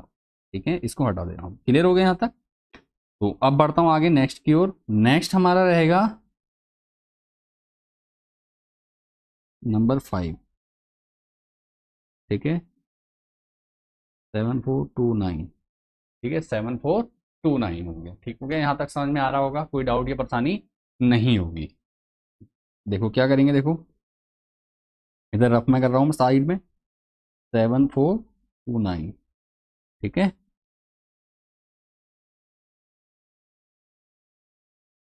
तो इसको डिवाइड कर लीजिए। तो 17 से कर लो। इससे पहले की कोई भी संख्या नहीं जा रही, क्योंकि 9 से नहीं जा रहा, 7 से नहीं जा रहा, 6 से नहीं जा रहा, तो 11 से भी नहीं जाएगा और 13 से भी नहीं जा रहा है। ठीक है। तो 17 से करके देखते हैं। 17 ते 51, 17 चको 68, 17 चको 68 हो गया। कितना बचा? 8 बचा, 2 है। ठीक है। नहीं, कितना? 17 चको 68, 6 बचा। तो कितना? 62 हो गया। तो 17 ते 51। ठीक है। और उसके बाद कितना बचा? 51, 62 में से 51 गया तो कितना बचा? 11, 17 सत्ते 119 हो गया। ठीक है। टेबल आपको आती है 17 के, उससे देख लेंगे आप। आगे देखेंगे इसके बाद 437। इसको डिवाइड करते हैं, ठीक है। 437 को डिवाइड करेंगे, 437 भी क्या है, ये भी जाएगा, किससे जाएगा, ये जाएगा अब सिर्फ 19 से, जो 17 से गया तो उससे छोटी संख्या से तो ये भी नहीं जाएगा, ठीक है। तो 19 से देखते हैं, 17 से तो जाना नहीं है, 19 से देखो, 19 का क्या हो जाएगा, 19 दूनी 38, ठीक है, 5 बचा और 19 तियां 57, ठीक है, 19 तियां 57, ठीक हो गया। अब 23 है तो 23 भी क्या अभाज्य संख्या, तो ये 23 किससे जाएगा, 1 से ही जाएगा, फिर 23 एकम 23 हो गया। क्लियर हो गया, यहाँ तक समझ में आ गया होगा, ठीक है। तो अब इसके जो अभाज्य गुणनखंड बन रहे हैं हमारे, वो क्या बन रहे हैं भाई, 17 गुणा 19 गुणा 23, ये अभाज्य गुणनखंड बन गए हमारे, ठीक हो गया। तो ये समझ में आ गया, ठीक है ना। तो ये हमारे सारे क्वेश्चन हैं, ठीक है। और जो अब एक बचा क्वेश्चन था उसको भी मैं यहाँ पे करा दे रहा हूँ आपको, ताकि आपको कोई प्रॉब्लम ना हो। ये 156 सेकंड वाला कर लेते हैं। 156 के पहले फैक्टर लिख देता हूँ मैं, ठीक है, बना लेते हैं, सिंपल हो जाएगा, बहुत ईजी है, आपने कर भी लिया होगा वैसे, ठीक है। 2 से कितने बाद, 2 सत्ते 14, एक बचा 16 हो गया, 2 अठे 16, ठीक है। फिर 2 से चला जाएगा, 2 तियां 6, 2 नेम 18, फिर 3 से चला जाएगा, 3 तियां 9, नहीं 3 एकम 3 और 3 तियां 9, 13 एकम 13, ठीक हो गया। 13 एकम 13, 13 तियां 39, ठीक हो गया।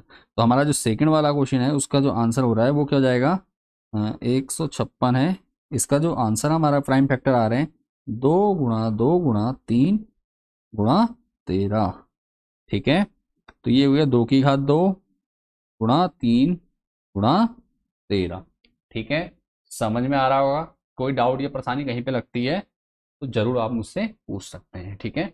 बाकी जितने भी हमारे पुराने बच्चे हमारे साथ जुड़े हुए हैं वो क्या करें, जो हाई स्कूल जिनका हो चुका है वो अपने छोटे भाई बहनों के साथ जरूर चैनल को शेयर कर दीजिए, और उन्हें जरूर बताइए कि यहाँ पे क्या होती है, आपकी क्लास 10th की तैयारी बहुत ही शिद्दत से कराई जाती है, ठीक है, बहुत ही अच्छे तरीके से कराई जाती है, ठीक है। तो यहाँ तक समझ में आ गया, मैं इसको भी हटा देता हूँ। तो हमारा क्वेश्चन नंबर 1 जो था वो हमने अच्छे से कंप्लीट कर लिया, और उम्मीद करता हूँ हर एक बच्चे को, जिसने भी वीडियो देखी आपने आपने थोड़ा भी टाइम दिया तो आपको समझ में आ चुका है। संख्याओं को अभाज्य गुणनखंड के गुणनफल के रूप में लिखिए, तो हमने क्या करा, सभी संख्याओं को अभाज्य गुणनखंडों के गुणनफल के रूप में लिख दिया, ठीक हो गया। मेथड मैंने आपको बता दिया कैसे क्या करना है, दोनों तरीके से लिखना है, या सिंपल ऐसे गुणनखंड के रूप में लिख दो या घात के रूप में लिख दो, वो भी दोनों सही है, कोई प्रॉब्लम नहीं है उसमें, ठीक है। तो यहां तक समझ में आ चुका है हमें। अब इसी के बाद आगे बढ़ता हूं,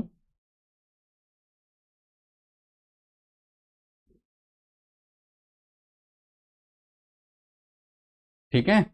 तो चलिए आगे बढ़ते हैं इसी के साथ। अगला जो चैप्टर है, नहीं सॉरी, अगला जो क्वेश्चन है उससे पहले हमें एक फॉर्मूला हमें जरूरी इंपॉर्टेंट है वो देख लेते हैं, ठीक है। एल लॉस ऑफ मॉस और संख्याओं के बीच संबंध का है, तो क्या है, दो संख्याओं के लिए, ठीक है, दो संख्याओं के लिए, अगर दो संख्याएं होंगी तो ये जो फॉर्मूला है ये 3 संख्याओं के लिए, लेकिन अभी आपको 2 संख्याओं के लिए ही देखना है। सिमिलर फॉर्मूला है, कोई अंतर नहीं है। हम अभी से बात करेंगे 2 संख्याओं के लिए, बाकी फॉर्मूला नीचे लिखा है आप नोट कर सकते हैं, ठीक है। 2 संख्याओं के लिए सामान्य सूत्र क्या होता है, संख्या का मॉस मतलब HCF और संख्या का LCM। अगर 2 संख्याएं ए और बी दी है, देखो ए और बी अगर आपको दे रखी हैं, ठीक है, अगर आपको ए और बी संख्या दे रखी है, ए और बी, ठीक है, तो इनका HCF और LCM का जो गुणांक होगा, प्रोडक्ट होगा, ठीक है, जो इनकी मल्टीप्लाई करके आएगा, ठीक है, गुण, ठीक हो गया,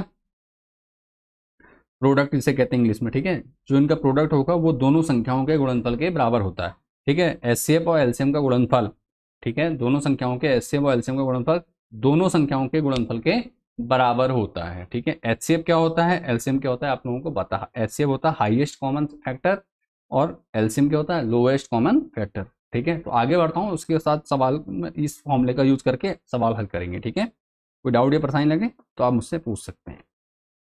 चलिए अब क्या करना है, देखो क्वेश्चन नंबर 2 है, निम्नलिखित पूर्णांकों के युग्मों के HCF और LCM ज्ञात कीजिए। HCF और LCM ज्ञात कीजिए तथा इनकी जांच कीजिए कि दो संख्याओं का गुणनफल बराबर HCF गुणा LCM है, ठीक है। दो संख्याओं का गुणनफल क्या है, HCF गुणा LCM है। क्लियर हो गया। इस फॉर्मूले का प्रयोग करना है, यहां से फॉर्मूला शुरू है यहां तक है, ठीक हो गया। तो चलिए हमने क्या करना है, सबसे पहले एचसीएफ और एलसीएम निकालना है। ठीक है, एचसीएफ और एलसीएम निकालना है, तो कैसे निकलेगा देख लीजिए। इनके अभाज्य गुणनखंड करेंगे हम। ठीक है, तो देखो मैं करता हूं, क्या हो जाएगा। फर्स्ट है, क्या कहा गया, 26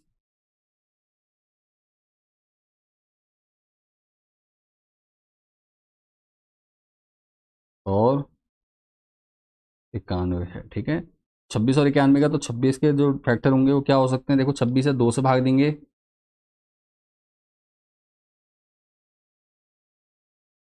तो 2 गुणा 13 आएगा। इसी प्रकार 91 है, तो क्या हो जाएगा, 91 किससे भाग जाएगा, 7 गुणा 13, 7 गुणा 13, यही होगा 13×7 = 91। इसके अलावा तो और कुछ हो नहीं सकते हैं, क्योंकि 13 भी अभाज्य है और 7 भी अभाज्य है। ठीक हो गया, यहाँ तक समझ में आ चुका है। तो यहाँ तक समझ में आ गया। अब देखो क्या करना, अब हमें कहा गया एचसीएफ निकालना, तो एचसीएफ कैसे निकलेगा। ठीक है, एचसीएफ क्या होता है, हाईएस्ट कॉमन फैक्टर। तो सबसे बड़ा जो कॉमन फैक्टर है उसमें वो निकाल देंगे आप। देखो तो सबसे बड़ा कॉमन फैक्टर कौन सा हमारा, देखो ये, एक मिनट, देखो 13 सबसे बड़ी संख्या, दोनों में कॉमन है, 13 ही है ना कॉमन, इसके अलावा कुछ और तो नहीं है। देखो 13 दोनों में कॉमन है, तो हमारा जो एचसीएफ होगा वो क्या हो जाएगा, एचसीएफ क्या हो जाएगा हमारा, एचसीएफ लिखने का तरीका क्या रहेगा, 26, 91 ब्रैकेट में लिख देंगे आप, ब्रैकेट के। ठीक है, बराबर कितना हो जाएगा, 13 हो जाएगा। क्लियर है, इसको थोड़ा साफ लिख सकते हैं।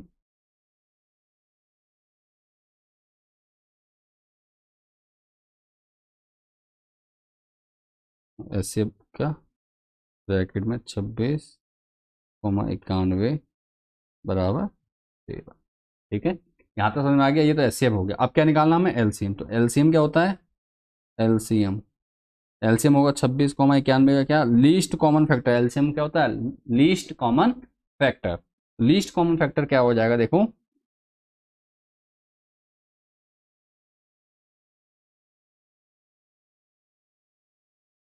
तो लीस्ट कॉमन फैक्टर रहेगा हमारा, देखो कहाँ गया, कहाँ गया,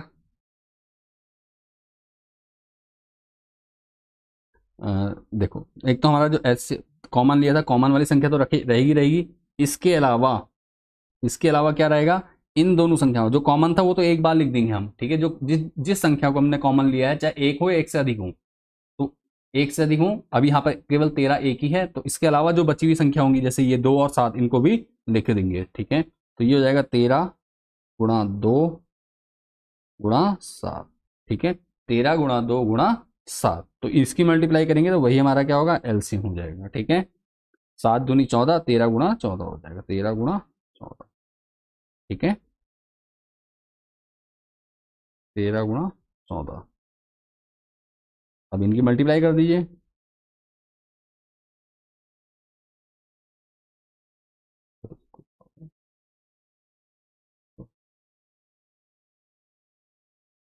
ये हो जाएगा 182। आप गुणा कर लीजिए, मैं थोड़ा दूसरे तरीके से कराया।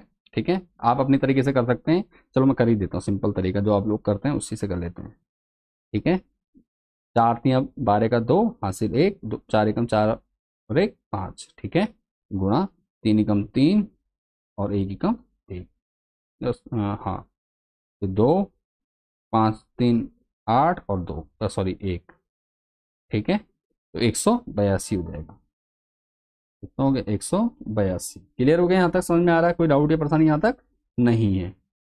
ठीक है, मल्टीप्लाई वैन दिखा दिया आपको, ये हो गया। ठीक है, यहाँ तक समझ में आ गया। अब क्या करना है, हमने इतना काम कर लिया, कितना काम कर दिया भाई, हमने एचसीएफ और एलसीएम तो निकाल दिया है। अब हमें जांच करनी है कि दोनों संख्याओं का गुणनफल इनके एचसीएफ और एलसीएम के गुणनफल के बराबर है या नहीं है। ठीक है, तो बस इतना कर देते हैं सिंपल। तो इसमें क्या करेंगे, हम लिखेंगे यहाँ पे जांच,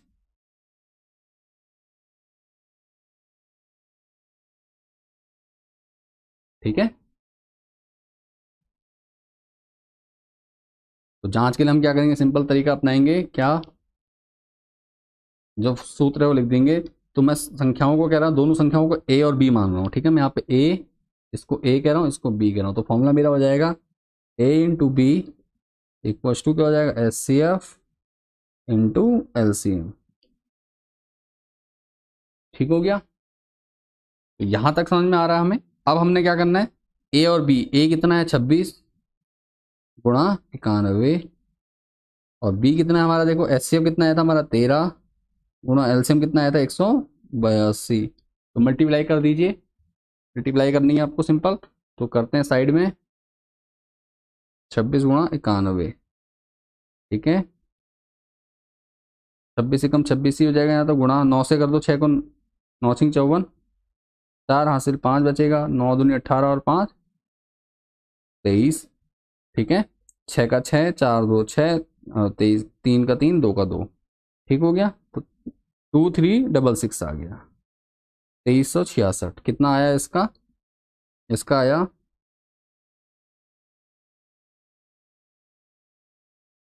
2366। अब इसका कितना है देखो, 182 बटे 13, और सॉरी बटे गुणा, तो 13 से करनी है। ठीक है, तो 3 दूनी 6, 3 अठे 24, हासिल 2, 3 एकम 3 और 2 5, गुणा 1 से होगी तो 2 8 और 1 ऐसा ही आ जाएगा, 6 का 6, 4 2 6, 8 5 13 का 3, हासिल 1 1 और 1 2। तो क्या भैया सेम आया दोनों तरफ, 2366। क्लियर हो गया, ये भी हमारा सेम आ गया। अब देखो लेफ्ट हैंड साइड और राइट हैंड साइड हमारी दोनों क्या आ गई, बराबर आ गई। सूत्र भी यही कहता है कि दोनों संख्याओं का गुणनफल क्या होता है, लॉसो गुणा मौसो होता है, एससीएफ गुणा एलसीएम होता है। ठीक है, तो ये समझ में आ चुका हमें, कोई डाउट यहाँ तक नहीं है। ठीक है ना, हाँ तो ये कर लेना है, ये हमारा हो गया, क्लियर हो गया, यहाँ तक समझ में आ गया, यही हमारा आंसर। ऐसे ही हमने बाकी क्वेश्चन भी करने हैं। ठीक है, ये हमारा आंसर आ गया, तो इसको हमने कर देंगे ये। ठीक हो गया, LCM into HCF, LHS H S बराबर आर एच एस लिख दो। ठीक हो गया, ये भी कर सकते हो। तो यहाँ तक समझ में आ गया होगा, अच्छे से देख लिया आपने, सब चीज़ें समझ में आ गई। अब आगे करते हैं अगले क्वेश्चन को, यहाँ पे इसको मैं मिटा देता हूँ। ठीक है, आपने नोट कर लिया होगा, सेलेक्ट करते हैं और ये डिलीट। अगला देखिए क्वेश्चन क्या कह रहा है, दूसरा क्वेश्चन जो है हमारा, सेकंड क्वेश्चन है हमारा, सेकंड क्वेश्चन है 510 और 92।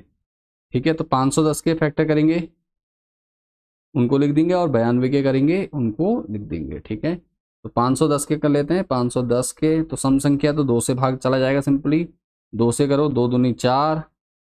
ठीक है, 11 हो गया, 2 पंजे 10, 10 बचा, 2 पंजे 10। फिर अब क्या है 5 से, तो 5 से भाग देंगे, 5 पंजे 25, 5 एकम 5। अब 5 से जाएगा नहीं, 3 से जाएगा, 3 से चला जाएगा, 3 एकम 3, 2 बचा 21 हो गया, 3 सत्ते 21। फिर 17 से जाएगा, 17 एकम 17। ठीक है, तो समझ में आ गया क्या क्या हो रहा है।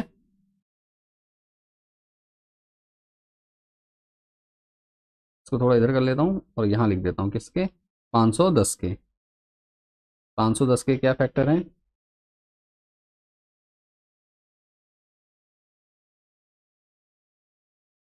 510 के जो फैक्टर हैं हमारे वो हैं 2 गुणा 5 गुणा 3 गुणा 17। ठीक है, ये सीरियल नंबर आगे पीछे हो सकता है, इससे कोई प्रॉब्लम नहीं है। 2 गुणा 3 गुणा 5 गुणा 17 भी कर सकते हो, कोई प्रॉब्लम नहीं है, या 17 पहले कर दो, कुछ भी कर दो, कोई प्रॉब्लम नहीं है, मैं ऑलरेडी बता चुका हूँ। ठीक है, तो यहाँ तक समझ में आ चुका है। अब आगे बढ़ता हूँ, देखो इसका हो गया, अब करेंगे हम किसका, 92 का। इसको डिवाइड कर ले, डिलीट करते हैं और यहाँ 92 का करेंगे। ठीक है, तो 92 को डिवाइड करेंगे तो किससे जाएगा, 2 से जाएगा पहले, तो 2 चक्कू 8, 2 छिंग 12, फिर 2 से चला जाएगा, 2 से 2 दूनी 4, 2 तियाँ 6। फिर अब 23 है तो 23 किससे भाग जाएगा, 23 से ही भाग जाएगा, 23 एकम 23। ठीक हो गया, क्लियर है यहाँ तक। अब इसके बाद हमने क्या करना है, सिंपल देखो, इसको लिख देंगे 2 गुणा 2 गुणा 23। तो अब एक बार जल्दी से कमेंट करके बताओ इसमें से, अब क्योंकि आपको क्वेश्चन समझ में आ चुका है पहला वाला, तो अब आप मुझे बताओ इसमें से एचसीएफ मुझे लिखना है, तो मैं कैसे लिखूंगा और एचसीएफ आएगा कितना। ठीक है, HCF क्या लिखेंगे हम, पहला 510 कॉमा 92। अब इसमें HCF होगा कौन सा, क्या HCF वो होगा जो कॉमन होगा दोनों में, ठीक है, जो जो संख्याएं कॉमन होंगी उनको लेंगे हम। तो भैया कॉमन हमें क्या दिख रहा है इसमें, हमें दिख रहा है केवल, इसके अलावा कुछ कॉमन है, बाकियों में कॉमन नहीं है, दोनों में नहीं है, सिर्फ दो ही है एक बार, ठीक है। तो हमारा जो HCF होगा बेटा कितना होगा, कमेंट कर दिया होगा आप लोगों ने, कितना होगा, 2 होगा, ठीक है। HCF कितना हो गया हमारा, 2 है बेटा यहाँ पे, ठीक हो गया, यहाँ तक समझ में आ गया। अब हमें LCM निकालना है, LCM, LCM कितने का, 510 का और 92 का, क्या था? तो सबसे पहले हमने 2 तो निकाला था ना, 2 लिख दिया एक बार, हमने कॉमन जो लिया था उसको तो लिखना ही लिखना है, ऐसा नहीं कि नहीं लिखेंगे, गुणा। अब जो बची हुई संख्या है उनको भी लिख देंगे। अब बची हुई संख्या कौन सी है, मैं कलर चेंज करके लिखूंगा, 5 गुणा 3 गुणा 17, यही है। और नीचे क्या है, 2 गुणा 23। समझ में आ गया यहाँ तक? क्या किया मैंने, पहले तो ये कॉमन लिया था, कॉमन ले लिया हमने, देखो यहाँ पे बॉक्स में देखो हमने कॉमन 2 लिया था, 2 लिख दिया, उसके बाद 5 3 17, 5 3 17 लिख दी, उसके बाद 2 और 23, 2 और 23 लिख दिया, ठीक है। दोनों संख्याओं में जो बची हुई अभाज्य गुणनखंड है उनको लिख दिया हमने। अब इनकी मल्टीप्लाई कर देनी है हमने सिंपल, तो हम मल्टीप्लाई करते हैं बेटा, कैसे होगा, ये तो आपको आता ही है, मेरे को बताने की जरूरत नहीं ज़्यादा। तो 5 दूनी 10 गुणा 17 × 51 गुणा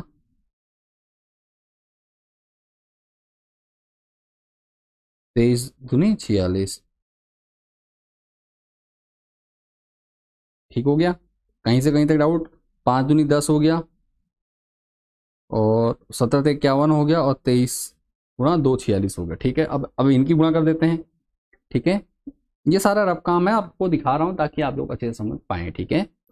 अगर आप शॉर्ट में बैक पेज में भी करते हैं तो कोई प्रॉब्लम नहीं होती, सीधे आप गुणा करके आंसर दिखाते हैं तो भी सही है, और ऐसे भी करते हैं तो भी बहुत अच्छा रहेगा, ये ज़्यादा अच्छा मैटर रहता है, ताकि इससे टीचर को पता चल जाता है आपको एग्जाम में कि हाँ आपको सवाल अच्छे से आता है और आपने उसको पूरा तरीके से सही से कर रखा है, ठीक है। कोई छोटी मोटी मिस्टेक भी होने के चांस आपके कम हो जाते हैं फिर सवाल करते टाइम।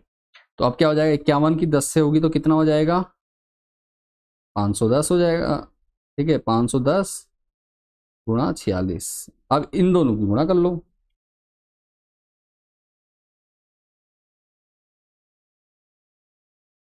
तो यहाँ कर लेता हूँ मैं 510 गुणा 46, ठीक है।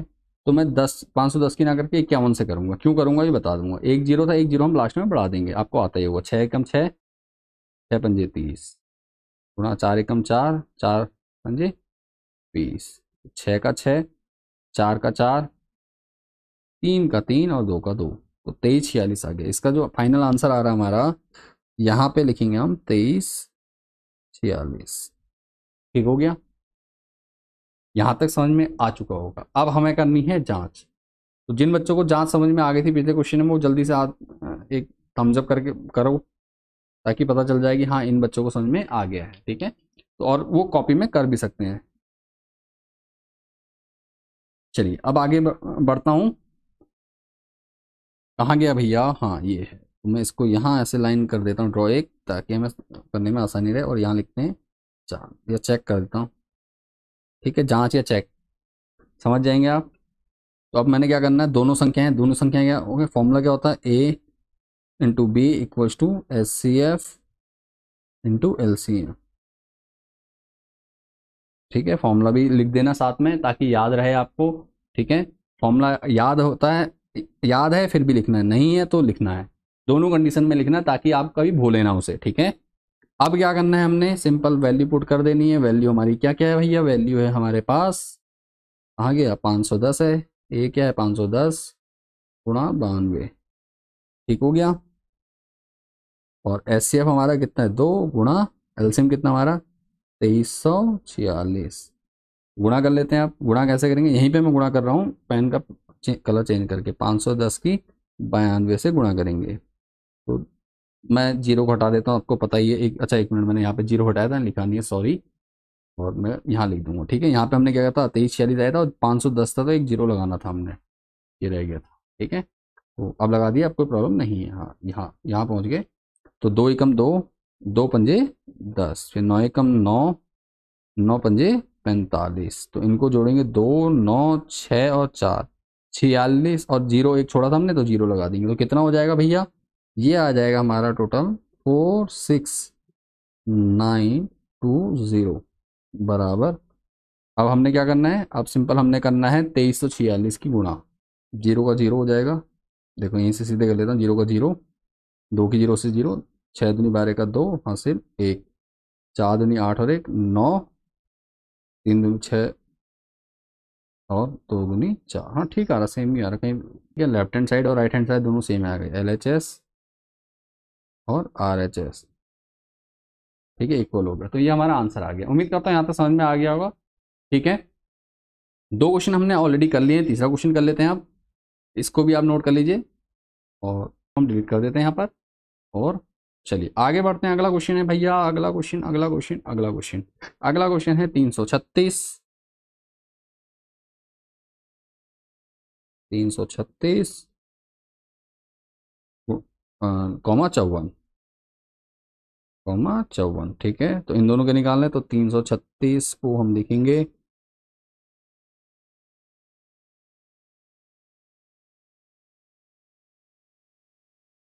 ठीक है, 336 दो से, दो से चला जाएगा भाग, दो एक कम दो, तीन से दे दो, दो से दे दो, कोई प्रॉब्लम नहीं पड़नी है, ठीक है, दो एक कम दो, 13 दो छिंग 12 और एक बजा, दो अठे 16, ठीक है, फिर दो से जाएगा, दो अट्ठे 16, दो चक्को 8, फिर दो से चला जाएगा, दो चक्को 8, दो दूनी 4, फिर दो से दे देंगे आप भाग, दो दूनी 4, दो एकम 2, फिर तीन से जाएगा, तीन सत्ते 21 और सात एकम 7, तो जो इसके गुणनखंड आ रहे हैं भैया, क्या आ रहे हैं आपको दिखाई दे रहा है यहाँ पर, किसके हैं, 336 के, 336 के गुणनखंड हमने लिखेंगे, दो गुणा, दो गुणा, दो गुणा, दो गुणा दो, 4 बार 2 है गुणा 3 गुणा 7, ठीक हो गया, यहाँ तक समझ में आ गया। अब क्या करना है हमने, अब करना है बच्चों, इसको डिलीट कर दिया, अब करना है 54 का, 54 का करते थे भाग देकर, 54 भाई किसके होंगे, दो से जाएगा, दो दूनी 4, दो सत्ते 14, हाँ फिर दो से नहीं जाएगा, तीन से जाएगा, तीन तीन निम 27, फिर तीन तिया 9, तीन एकम 3, ठीक है, तो हमारा कितना आ गया आंसर, हमारा आंसर आया 2 गुणा 3 गुणा 3 गुणा 3, ठीक है, 2 गुणा 3 गुणा 3 गुणा 3, तो अब इसको भी हम डिलीट कर देंगे यहाँ से, और इसको अब हम क्या करेंगे, देखो हमने कॉमन लेना होता है ना, HCF लेना है, तो HCF आप जिन बच्चों का निकल चुका है जल्दी से मेरे को भेज दीजिए, चलो वो आपने जिनने कर लिया, HCF लिखूंगा मैं यहाँ पर, HCF क्या लिखेंगे, फिर ब्रैकेट लगाएंगे, संख्याएं लिखेंगे, ठीक है, ये लिखने से सवाल इजी हो जाता है समझने के लिए, ठीक है, और LCM भी, 336 कॉमा 54 बराबर, तो क्या होगा भैया, HCF क्या होगा, HCF होगा हमारा जो कॉमन है दोनों में, भैया कॉमन क्या है, कॉमन है हमारे पास, दो कॉमन है, एक तो ये वाला दो कॉमन है, इसके अलावा एक तीन कॉमन है, देखो ये यहाँ एक, यहाँ पे तीन ले लेंगे, ठीक है, और एक तीन कोई सा ले लो, ये तीन ले लेते हैं, तो दोनों में तीन तीन है, इसके अलावा देखो कोई कॉमन नहीं है, यहाँ तीन है, यहाँ ऊपर तीन कहीं है ही नहीं, और ऊपर दो है, नीचे दो, और इसके अलावा है नहीं, तो जो हमारा HCF आएगा वो कितना आएगा, HCF आएगा 2 गुणा 3, तो इसका मतलब 6 हो गया, ठीक है, यहाँ तक समझ में आ गया। अब हम करेंगे, कहाँ है, हाँ जी कहाँ है, ये है, अब निकालेंगे LCM, तो LCM क्या हो जाएगा, LCM भैया सीधी सी बात है, ये 6 तो ऐसे ही आ जाएगा, इसके अलावा जो बचे हैं उनको लिख देंगे, 2 गुणा 2 गुणा 2 गुणा 7, 2 गुणा 2 गुणा 2 गुणा 7, गुणा क्या करेंगे, 3 गुणा 3, 3 गुणा 3, ठीक है, अब इनकी मल्टीप्लाई कर दो आपस में, पहले छोटी छोटी संख्याओं की कर लेते हैं, जैसे दो एक, दो दूनी 4, 4 दूनी 8, ठीक है, तो और 8 6 48, दो 48 हो गया, इसको 48 कर देते हैं, तो तीन तिया 9, 9 सत्ते 63, ये हो गया। तो फिर से एक बार देख लेते हैं। क्या हमने क्या, 6 दूनी 12, 12 दूनी 24, 24 दूनी 48, ठीक हो गया। उसके बाद 7 ने 21, 21 ने 63। अब इनकी गुणा कर लेंगे आपस में, तो क्या हो जाएगा भैया, 63 की 48 से गुणा करनी है। तो 8 तियाँ 24 का 4 हासिल 2, 8 छिंग 48 और 2 50 हो जाएगा। ठीक है, 8 तियाँ 24 का 4 हासिल 2, 8 छिंग 48 और 2 50 गुणा 4 तियाँ 12 का 2 हासिल 1, 6 चक्को 24 और 1 25। तो हमारा आंसर आएगा 4 2 0 और 3, 3024। कितना आया, 3024 आ गया इसका आंसर। ठीक है, यहाँ तक समझ में आ चुका है, कोई डाउट नहीं है। अब हमने क्या करना है, इसको डिलीट कर देना है और अब करेंगे जांच। तो ये जांच करेंगे तो इसको हम थोड़ा सा क्या करेंगे, यहाँ से उठाएंगे। हाँ, इसको यहाँ से उठा लेते हैं और इन भाई साहब को यहाँ छोड़ देते हैं। ठीक है, अब जांच करेंगे हम। जांच करने के लिए हमने करना क्या है, सबसे पहले हम पेन चेंज करते हैं ताकि दोनों सेपरेट हो जाए। ठीक है, चलिए अब जांच करेंगे। तो जांच के लिए हमारा फॉर्मूला क्या होता है, यहाँ लिखेंगे जांच। ठीक है, संख्या है, सिद्ध कीजिए कि √5 एक अपरिमेय संख्या है। कैसे सिद्ध करेंगे, देखो इसमें जो यूज होता है मेथड, वो होता है विरोधाभास विधि कहते हैं इसे। ठीक है, उत्पत्ति किससे होती है, विरोधाभास विधि से होती है, विरोधाभास विधि। ठीक है, कॉन्ट्राडिक्शन हम पैदा करते हैं यहाँ पे, मतलब कि हम पहले गलत चीज लेके चलते हैं कि हाँ भैया कुछ मान लेते हैं और उसको फिर हम बाद में गलत सिद्ध करते हैं अपनी ही कही बात को। तो सबसे पहले जब सॉल्यूशन करेंगे तो आपने क्या करना है, देखो यहाँ से सॉल्यूशन है हमारा। सबसे पहले माना √5 एक परिमेय संख्या है। ठीक है, √5 को क्या करेंगे, परिमेय संख्या मान लेंगे। तो जब हम किसी संख्या को परिमेय संख्या कहते हैं, इसका मतलब हम उसको P/Q के रूप में लिख सकते हैं। तो हमने यहाँ पे √5 को किसके रूप में लिखा, A/B के, A/B के रूप में लिख दिया। ठीक है, √5 क्या हो जाएगा, A/B, जहां A और B क्या होंगे, सहअभाज्य पूर्णांक होंगे। एक तो पूर्णांक है और क्या होंगे, सहअभाज्य होंगे, अर्थात ये सिर्फ अपने से या एक से ही डिवाइड होंगे। ठीक है, अर्थात HCF कितना होगा, 1 होगा। ठीक हो गया, जहां A और B क्या है, सहअभाज्य है, पूर्णांक है, सहअभाज्य पूर्णांक है, और जहां HCF क्या है, A और B है। समझ गए, ये लाइन आपको ध्यान में रखनी है बेटा हर टाइम, ये रूल है इसमें। पहला रूल आपको यही आपको देखना है, तो मैं इसको हाईलाइट कर देता हूँ, आप इसको तैयार रखेंगे। ठीक है, ये आपको ध्यान में रखना है। बच्चे यहीं पे गड़बड़ करते हैं। ठीक है, समझने में जिन बच्चों को दिक्कत होती है वो यही होती है, एक यहाँ पर एक आगे में बताता हूँ आप पर। ठीक है, इतना हो गया कि भैया माना √5 एक परिमेय संख्या है, तो परिमेय संख्या के रूप में लिख देंगे √5 बराबर A/B हो जाएगा, जहां कंडीशन क्या है इसकी, A और B क्या है, सहभाज्य पूर्णांक है, अर्थात इनका HCF क्या है, दोनों संख्याओं का 1 है केवल। ठीक है, ये एक के अलावा और खुद के पहाड़े के अलावा किसी और से डिवाइड नहीं होंगे, इसका मतलब ये है। ठीक है, तो इसका मतलब क्या हो गया, अब हमने क्या करा, क्रॉस मल्टीप्लाई कर दिया। ये बटे में A/B है और √5 है, तो ये गुणा में जाएगा, तो यहाँ हो जाएगा 5 √B बराबर A। ठीक है, ये हो गया। अब क्या करा हमने, यहाँ पर दोनों पक्षों का वर्ग करेंगे। क्यों, क्योंकि हमें √, को हटाना है, यहाँ हमने √, को हटाना है। तो क्या करेंगे, दोनों तरफ क्या करेंगे, हम स्क्वायर कर देंगे, स्क्वायरिंग बोथ साइड हो जाएगा। ठीक है, दोनों पक्षों का वर्ग कर देंगे। तो क्या होगा, जब इसका स्क्वायर करेंगे तो क्या होगा, √5 का स्क्वायर होगा तो 5 हो जाएगा, B का स्क्वायर करेंगे तो B स्क्वायर हो जाएगा। ठीक हो गया, यहां तक समझ में आ रहा होगा, कोई डाउट या परेशानी नहीं होगी। उसके बाद देखो क्या करेंगे, यहाँ पे देखो A था, A का स्क्वायर करा तो A स्क्वायर हो गया। क्लियर है, अब देखो क्या है, यहाँ से देखो पता चल रहा है ये 5B के साथ मल्टीप्लाई में, तो ये बराबर के दूसरी तरफ जाएगा तो A को क्या करेगा, डिवाइड करेगा। यही लिख दिया हमने क्या, कि A स्क्वायर 5 से विभाज्य है या विभाजित होता है। ठीक है, A स्क्वायर 5 से विभाज्य है। ठीक है, तो यहाँ पे अब हम प्रमेय लगेगी। प्रमेय क्या, 1.2 आपकी बुक में है, दी गई क्या है, यदि कोई अभाज्य संख्या, ठीक है ध्यान देना, यदि कोई अभाज्य संख्या P A स्क्वायर को विभाजित करती है तो P A को भी विभाजित करेगा। तो यहाँ पे देखो क्या 5 A स्क्वायर को विभाजित कर रहा है, लिख देंगे 5 एक अभाज्य संख्या है जो क्या कर रहा है, A स्क्वायर को विभाजित कर रहा है, तो यह क्या 5 A को भी विभाजित करेगा। ये हमारी प्रमेय है। प्रमेय को मैं फिर से हाईलाइट कर देता हूँ, ये प्रमेय इंपोर्टेंट है, इसको हमने क्या करना, हाईलाइट कर लेना है बेटा। A के रूप में दिखाएंगे, तो हमने क्या करा, A बराबर 5K। ठीक है, क्योंकि 5 से विभाजित हो रहा है A, इसलिए A बराबर 5K इसी पूर्णांक K के लिए। A बराबर 5K, यहाँ पे K भी लिखते हैं, कई लोग C लिखते हैं, कुछ और P भी लिख सकते हैं, कोई प्रॉब्लम नहीं, कुछ भी हो सकता है। ठीक है, प्रॉब्लम नहीं होती है। तो यहाँ पे हमने क्या करना है, सिंपल इस लाइन को भी हाईलाइट कर देना है। ठीक है, A बराबर 5K हो गया। ठीक हो गया, अब A बराबर 5K जैसे हमने किया तो क्या हो गया, A का मान रखेंगे। अब किस में रखेंगे A का मान, इसमें, ये है। ठीक है, इसमें हम A का मान रखेंगे। इसको मैं समीकरण का नाम दे दे रहा हूँ ताकि आपको आराम से दूर से दिख जाए। ये समीकरण 1 हो गई। ठीक है, इसमें रखेंगे तो क्या हुआ, देखो यहाँ था 5B स्क्वायर, तो 5B स्क्वायर सेम रहा, A स्क्वायर की जगह क्या हो जाएगा, 5K रखेंगे A की जगह और उसका स्क्वायर कर देंगे। ठीक है, अब इसको ओपन करेंगे तो 5B स्क्वायर तो ऐसे रहेगा, लेकिन 5k² का 5 का स्क्वायर 5 हो जाए 25 हो जाएगा, k का स्क्वायर k² हो जाएगा। ठीक हो गया, यहाँ तक समझ में आ गया होगा। अब क्या करना है देखो, अब करना है b² हो गया हमारा, इससे देखो 5 से 25 कट जाएगा, 5 5 25 कट जाएगा। ठीक है, देखो काट देता हूँ, 5 से काटा 25 कट जाएगा 5 बार, तो यहाँ क्या बचेगा b² बराबर 5k²। ठीक है, b² बराबर 5k²। अब क्या है देखो, k के साथ मल्टीप्लाई है तो ये इधर जाएगा तो डिवाइड में चला जाएगा, तो इसका मतलब b² 5 से विभाजित है या 5 से विभाजित होता है, हो रहा है, इसलिए क्या हो जाएगा 5 b को भी विभाजित करेगी या करेगा। ठीक है, 5 b को भी विभाजित करेगा। क्लियर हो गया यहाँ तक, 5 क्या करेगा b को भी विभाजित करेगा। अब देखो सीधी सी बात है, हमने कहा था कि यहाँ पे इन ये क्या है, सहभाज्य पूर्णांक है, लेकिन यहाँ पे इस a भी 5 से विभाजित हो रहा है और b भी 5 से विभाजित हो रहा है। ठीक है, a भी 5 से विभाजित हो रहा है बेटा हमारा, और b भी 5 से विभाजित हो रहा है। इसका मतलब यहाँ पे हमने क्या करा, कॉन्ट्राडिक्शन आ गया, हमारी बात गलत सिद्ध हो गई यहाँ पर।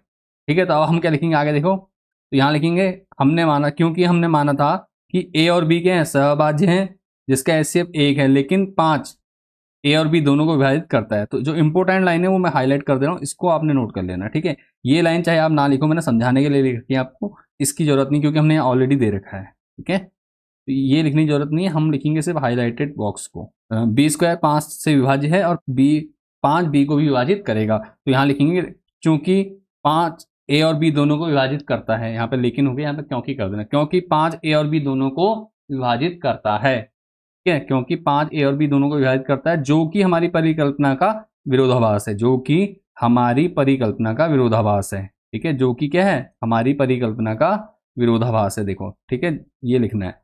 और √5 को a/b के रूप में नहीं लिखा जा सकता, √5 को a/b के रूप में नहीं लिखा जा सकता, इसलिए √5 क्या है, एक अपरिमेय संख्या, क्योंकि अगर परिमेय नहीं है तो क्या है, अपरिमेय।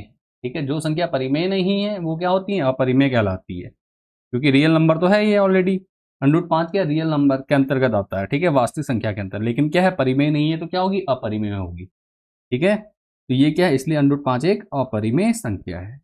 तो हमने 4 स्टेप जो मेन है मैंने हाईलाइट कर दिया, जो आपको ध्यान में रखना है बेटा, ये चीज आप परिमेय आपको याद होनी चाहिए। अगर आपको प्रमेय याद है तो आप इजीली इन क्वेश्चन को हल कर सकते हैं। पहला कि √5 मान लेंगे, इसको √5 को एक परिमेय संख्या मानेंगे, इसको a/b के रूप में लिखेंगे, जहां a b क्या है, सहभाज्य पूर्णांक है। ठीक है, a b क्या है, हमारा सहभाज्य पूर्णांक है, और इसका मतलब क्या है, इसका मतलब यह है कि इनका जो HCF आएगा वो कितना आएगा, 1 आएगा, इससे ज्यादा नहीं आएगा। ठीक है, आप क्या करेंगे, जब हमने इसको सॉल्व किया तो दोनों पक्षों का वर्ग करेंगे, दोनों पक्षों का वर्ग करेंगे तो यहाँ पे एक समीकरण बन जाएगी, और हमें प्रमेय के लिए मिल जाएगा b², मतलब a² 5 से विभाज्य होता है करके पता चल जाएगा। तो यहाँ पे हम प्रमेय 1.2 का प्रयोग करेंगे, जो कि है क्या, यदि कोई अभाज्य संख्या p a² से विभाजित a² को विभाजित करती है तो p a को भी विभाजित करेगा, ये ध्यान में रखना है। a² को 5 डिवाइड कर रहा है, 5 a को भी डिवाइड करेगा, तो हमने यहाँ लिख दिया 5 a को भी डिवाइड करेगा। अब हमने 5 a डिवाइड करेगा तो a का मान क्या हो जाएगा, हमारा 5k हो जाएगा, क्यों, क्योंकि हमने डिवाइड करा, तो यहाँ पे क्या होगा, 5k हो जाएगा, a बराबर कितना हो जाएगा, 5k हो जाएगा। अब जो a का मान आया उस मान को हमने कहाँ रखना है, इस समीकरण में रखना है। तो ठीक है, यहाँ समीकरण में मान रखना आपको आता है ऑलरेडी। इसके बाद आपने क्या करना है, समीकरण में मान रखेंगे तो हमारे पास b का भी एक गुणांक आ जाएगा। ठीक है, b को भी विभाजित करने लग जाएगा, b² 5 से विभाज्य, इसलिए 5 b को भी विभाजित करेगा। ठीक हो गया, तो अब हम लिखेंगे, क्योंकि यहाँ पे लिखेंगे क्योंकि 5 a और b दोनों को विभाजित करता है, जो कि हमारी परिकल्पना का विरोधाभास है या विपरीत है, इस और √5 a/b के रूप में नहीं लिखा जा सकता, इसलिए √5 एक अपरिमेय संख्या है। ठीक है, इतना आपने करना है। यहाँ पे हमारा क्वेश्चन नंबर 1 कंप्लीट हो चुका है। आगे बढ़ते हैं, नेक्स्ट क्वेश्चन को करते हैं और उसको देखते हैं। ठीक है, और सारे क्वेश्चन जितने भी आएंगे, √5, √2, √3, √7, √11, √13, √17, √19, इस टाइप के जितने भी आपके √ वाले क्वेश्चंस आएंगे, अपरिमेय संख्या सिद्ध करना को, इन √ को, उनको सबको आप इसी मेथड से करोगे, बहुत ईजी है। 1 या 2 बार आप इसको कर लीजिए, आपको अच्छे समझ में आ जाएगा। पहली बार में आपको डाउट लगता है क्योंकि इससे पहले आपने आज तक ये कभी करे नहीं है। ठीक है, लेकिन बहुत ईजी है, और यहाँ पे एग्जाम में 3 से 5 नंबर इस क्वेश्चन से बनते हैं। आपके 3 नंबर मिनिमम आता ही आता है, और हर साल पूछा जाता है एक क्वेश्चन में से। नेक्स्ट क्वेश्चन है हमारा, देखिए, सिद्ध कीजिए कि 3 + 2 √5 एक अपरिमेय संख्या है। सिंपल क्वेश्चन है, इसमें थोड़ा सा मेथड को हम चेंज कर लेंगे, छोटा कर लेंगे। ठीक है, क्यों, क्योंकि हम √5 को ऑलरेडी हम कर चुके हैं कि √5 एक अपरिमेय संख्या हमें पता है, हम सिद्ध कर चुके हैं, तो हम इसको बाकी को करेंगे कि दिखाएंगे कि परिमेय और अपरिमेय क्या है। ठीक है, तो सबसे पहले सॉल्यूशन कैसे होगा, क्या माना 3 + 2 √5 एक परिमेय संख्या है। ठीक है, माना 3 + 205 एक क्या है, परिमेय संख्या है, रेशनल नंबर है। ठीक हो गया, यहाँ पे समझ में आ गया। तो इसको हम किस रूप में लिख सकते हैं, इसलिए 3 + 205 बराबर क्या हो जाएगा, a/b। इसको हम a/b की फॉर्म में लिख सकते हैं ना। 3 + 205 इक्वल टू हो जाएगा a/b, ये हो जाएगा। ठीक है, ये हो गया 3 + 205 बराबर a/b। अब देखो क्या करा, अब यहाँ पे हमें कंडीशन दे रखी, क्या कंडीशन दी है, कंडीशन हमेशा ध्यान रखनी की a और b क्या है, पूर्णांक है, b नॉट इक्वल टू 0। यहाँ पे कंडीशन हमने याली अप्लाई कर देंगे। ठीक है, क्या पूर्णांक हमने वहां ही बताया था, a और b क्या है, पूर्णांक है, और a/b not equal to 0, b क्या है, 0 के बराबर नहीं है। तो हम क्या करेंगे, इसको यहाँ पे रख दिया। अब क्या करा हमने, सिंपल इतना करने के बाद आपने करना क्या है, इस 3 को, ये प्लस में है, ये देखो ये 3 प्लस में है, इधर इधर चला जाएगा तो माइनस में हो जाएगा। तो इतना करना है, हम क्या करेंगे, ये हो जाएगा 205 बराबर a/b -3। अब इसको सॉल्व करेंगे। ठीक है, पहले यहाँ देख भी लो, ये लाइन लिखी है देखो, 205 बराबर a/b -3। ठीक है, अब क्या हो जाएगा, इसको सॉल्व करेंगे, इसको सॉल्व कर दीजिए। कैसे सॉल्व होगा ये, इसको जब हम सॉल्व करेंगे तो ये हमारा यहाँ बनेगा, देखो क्या होगा, a ऐसे ही रहेगा, अब b की गुणा 3 से होगी, -3b/b। ठीक है, a -3b/b। तो देखो हमारा सेम आया है यहाँ पे, देखो a -3b/b। ठीक है, ये हो गया, क्लियर है। अब देखो सीधी सी बात है, हमने क्या कहा था कि भैया a जो आपका a है, ये जहां जहां a है, a क्या है, a और b दोनों क्या पूर्णांक है। तो जब a पूर्णांक है, a और b पूर्णांक है, तो a -3b क्या होगा, a -3b भी क्या होगा, पूर्णांक होगा। क्यों, क्योंकि a और b तो पूर्णांक है, पूर्णांक की गुणा हो या उनके बीच में कोई भी ऑपरेशन लगे, जोड़ें, घटाएं, गुणा करें या भाग करें तो आएगा तो पूर्णांक ही। तो क्या लिखेंगे हम, देखो a और b पूर्णांक है तो a -3b, देखो a -3b भी एक पूर्णांक होगा, और 2b, ये देखो। अच्छा एक चीज हमने और करनी, रुको उससे पहले, ये 2 × में था, हमने √5 को यहाँ रखा, बराबर यहाँ हो गया a -3b/ ये 2 की गुणा b से होगी तो 2b हो जाएगा, ये हो गया। ठीक है, हाँ अब ये कर दिया, ये करना जरूरी था, यहाँ पे हमने कर दिया। ठीक है, ये देखो √5 को हमने एक तरफ कर दिया, क्योंकि हमें √5 को ही दिखाना है, और इधर a -3b/2b आ गया, a -3b/2b आ गया। अब देखो हमने क्या कहा, a और b क्या कहा हमने, पूर्णांक है, क्योंकि a और b पूर्णांक है तो क्या a -3b क्या होगा, एक पूर्णांक होगा, और अपॉन में क्या है, 2b है, ये भी क्या होगा, एक पूर्णांक होगा। ठीक है, तो हमने इस लाइन को समझाया है। इस लाइन में हमने क्या कहा, इसमें जो अंश है, अंश क्या है, a -3b। ठीक है, इसको मैं अंडरलाइन कर दे, इसको बॉक्स में दिखा रहा हूँ एक बार के लिए, ताकि आपको समझ में, ये हमारा अंश है, तो ये क्या है, ये भी क्या होगा, एक परिमेय संख्या होगा, कहा गया, सॉरी परिमेय बोलो, एक पूर्णांक होगा, और नीचे जो 2b लिखा हुआ ये भी क्या होगा, एक पूर्णांक। क्यों, क्योंकि a और b क्या है, पूर्णांक। ठीक हो गया, यहाँ तक समझ में आ चुका है हमें। अब हमने क्या करना है, अब देखो, अब हमने क्या करना है, सिंपल ये लाइन को हमने हाईलाइट करके रख। ठीक है, ये आपका इंपॉर्टेंट है, तो आपने देखा। ठीक है, इसके बाद देखो, जब ये आपका पूर्णांक है, ये पूर्णांक है, पूर्णांक के बट्टे पूर्णांक है, तो ये इसको, ये पूरा क्या हो जाएगा, एक परिमेय संख्या हो गई। तो इसलिए क्या लिखेंगे, 3, इसलिए a -3b/2b, a -3b/2b एक क्या होगी, परिमेय संख्या होगी, क्योंकि ये परिमेय संख्या हो गई है राइट हैंड साइड में, तो जो लेफ्ट हैंड साइड में √5 है वो भी परिमेय होना चाहिए। इसका अर्थ है, इसका अर्थ क्या है कि ये भी क्या है, एक परिमेय संख्या है। ठीक है, इसके हिसाब से तो यही है ना, क्योंकि परिमेय संख्या दोनों साइड बराबर होंगे, तभी तो इधर जो है ये भी क्या होगा, बराबर होगा। इसका मतलब √5 ये है, तो ये इसकी वैल्यू भी √5 होनी चाहिए। अगर ये परिमेय है तो ये भी परिमेय होना चाहिए। ठीक है, इसका अर्थ है कि √5 भी क्या होगा, एक परिमेय है। क्यों, क्योंकि ये जो हमारा राइट हैंड साइड में आया, क्या a -3b/2b एक परिमेय संख्या है। इसका अर्थ है कि √5 भी क्या है, एक परिमेय संख्या है। लेकिन हम जानते हैं, हमें पता है क्या, कि √5 जो है, यहाँ पे √ नहीं लिखा है, यहाँ पे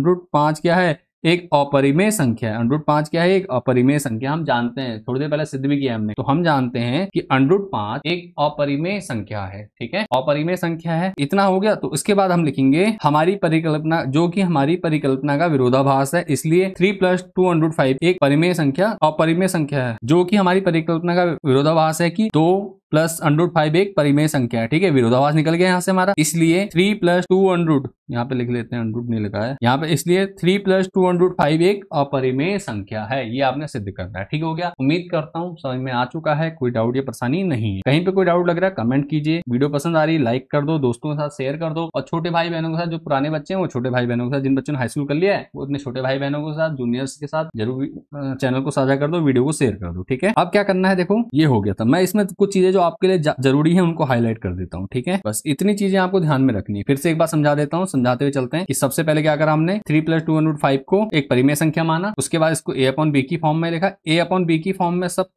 जितनी भी संख्याएं √ के बाहर है उनको हमने क्या करा, दूसरी तरफ ले जाने की कोशिश करी, और √5 को एक तरफ कर दिया हमने। ठीक है, अब जो ये हमारे पास संख्या आई है अंश बट्टे हर के रूप में, कोई भी आ सकती है, जो भी संख्या लोगे उसके हिसाब से आएगी, कोई भी नंबर होगा उसके हिसाब से आएगी बेटा। ठीक है, तो डरना नहीं है इसमें। तो जो भी संख्या आई है उसको हम दिखाएंगे कि भैया ये अंश पूर्णांक है, हर भी पूर्णांक पूर्णांक है तो पूर्णांक बट्टे पूर्णांक क्या होता है, एक परिमेय संख्या होती है। ठीक है, अंश बट्टे हर हो गया, पी अपॉन क्यू के रूप में जो कोई चीज होगी तो वो क्या होगी, एक परिमेय संख्या होगी। ठीक है, इसलिए 3a माइनस 3b, इसलिए a minus 3b upon 2b क्या है, एक परिमेय संख्या। जब हमारा ये राइट हैंड साइड वाला परिमेय है तो इसका मतलब क्या होगा, लेफ्ट हैंड साइड वाला जो √5 है वो भी परिमेय संख्या होगा। लेकिन ये क्या है, गलत है। हम जानते हैं क्या, हम जानते हैं √5 एक क्या है, अपरिमेय संख्या है, जो कि हमारी परिकल्पना का विरोधाभास है कि 3 + 2 √5 एक परिमेय संख्या, इसलिए 3 + 2 √5 एक क्या है, अपरिमेय संख्या है। और नीचे लिख देंगे इति सिद्धम, ये हमारा सिद्ध हो चुका है। ठीक है, इतना करना है, इसको आपने अच्छे से देख लेना और अच्छे से इसको समझना। कहीं पे डाउट लगता है, कोई प्रॉब्लम लगती है, आप मुझे कमेंट जरूर कीजिएगा बेटा। उसके बाद बढ़ते हैं आगे नेक्स्ट क्वेश्चन की ओर। नेक्स्ट क्वेश्चन भी कर लेते हैं। अगला क्वेश्चन है आपका सेम है, बहुत इजी क्वेश्चन है सारे, तो इसको भी आपने देख लेना। क्या, सिद्ध कीजिए कि निम्नलिखित संख्याएं अपरिमेय है। ठीक है, सिद्ध कीजिए कि निम्नलिखित संख्याएं क्या है, अपरिमेय, क्या है, अपरिमेय संख्याएं। तो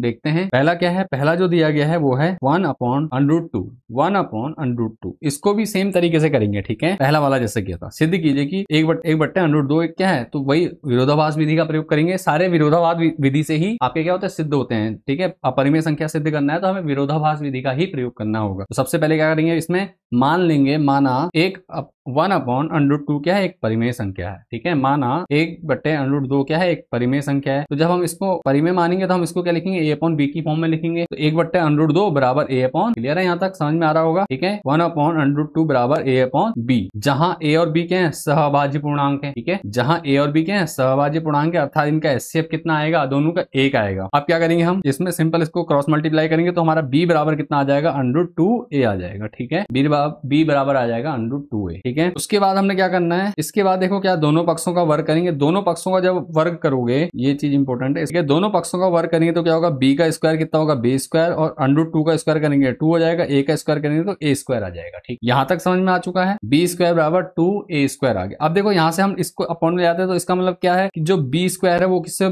डिवाइड हो रहा है, 2 से। तो यहाँ लिखेंगे b² 2 से विभाज्य है या विभाजित होता है। तो अब फिर से प्रमेय लगाएंगे 1.2। ठीक है, पहले क्वेश्चन में भी हमने लगाई थी, सेम प्रमेय यहाँ दे रखी मैंने। ठीक है, यहाँ लिख भी रखी है, आपने इसको देख लेना है। क्या है प्रमेय, यदि कोई अभाज्य संख्या p a² को विभाजित करती है तो p a को भी विभाजित करेगी। ठीक है, यदि कोई अभाज्य संख्या p a² को विभाजित करती है तो p a को भी विभाजित करेगा। तो अभी देखो अभाज्य संख्या 2 क्या b² को विभाजित कर रही है, तो इसका मतलब 2b को भी विभाजित करेगी। ठीक है, तो यहाँ क्या लिखा है, 2 एक अभाज्य संख्या है और b² को विभाजित करती है, इसलिए क्या हो जाएगा, 2b को भी विभाजित करेगा या करेगी। ठीक है, 2b को भी विभाजित करेगा। ठीक हो गया, 2b² को विभाजित कर रहा है तो 2b को भी विभाजित करेगा। तो जब 2b को विभाजित करेगा, यहाँ से नीचे देखना, ये ऊपर क्वेश्चन दिए हुए, तो क्या हो जाएगा, जब अब हम क्या करेंगे, b की वैल्यू रख देंगे। b की वैल्यू कितनी आ जाएगी, 2k, क्योंकि 2 से विभाजित हो रहा है, कुछ k क्या है, एक गुणांक है उसका। ठीक है, तो अब क्या होगा, देखो b बराबर 2k होगा। b का मान रखेंगे, b का मान कहाँ रखेंगे भैया, इसमें रखेंगे। कहाँ आया था हमारा, ये आया। ठीक है, इसको मैं नाम दे देता हूँ इक्वेशन 1। b का मान कहाँ रख रहे हैं हम, इसमें रख रहे हैं, ये बताने के लिए कर रहा हूँ। ठीक है, b² माइनस 2a², तो b की जगह क्या होगा, 2k आएगा, इसका होल स्क्वायर हो गया बराबर 2a² आ गया। ठीक है, तो b यहाँ पे देखो 2 का स्क्वायर 4, k का स्क्वायर k² हो गया, 2a² ऐसे। अब देखो जो कर सकता है काट देंगे, क्या कट रहा है, 2 से 2 दूनी 4, तो यहाँ बचा 2k², देखो 2k² और इधर बचा a²।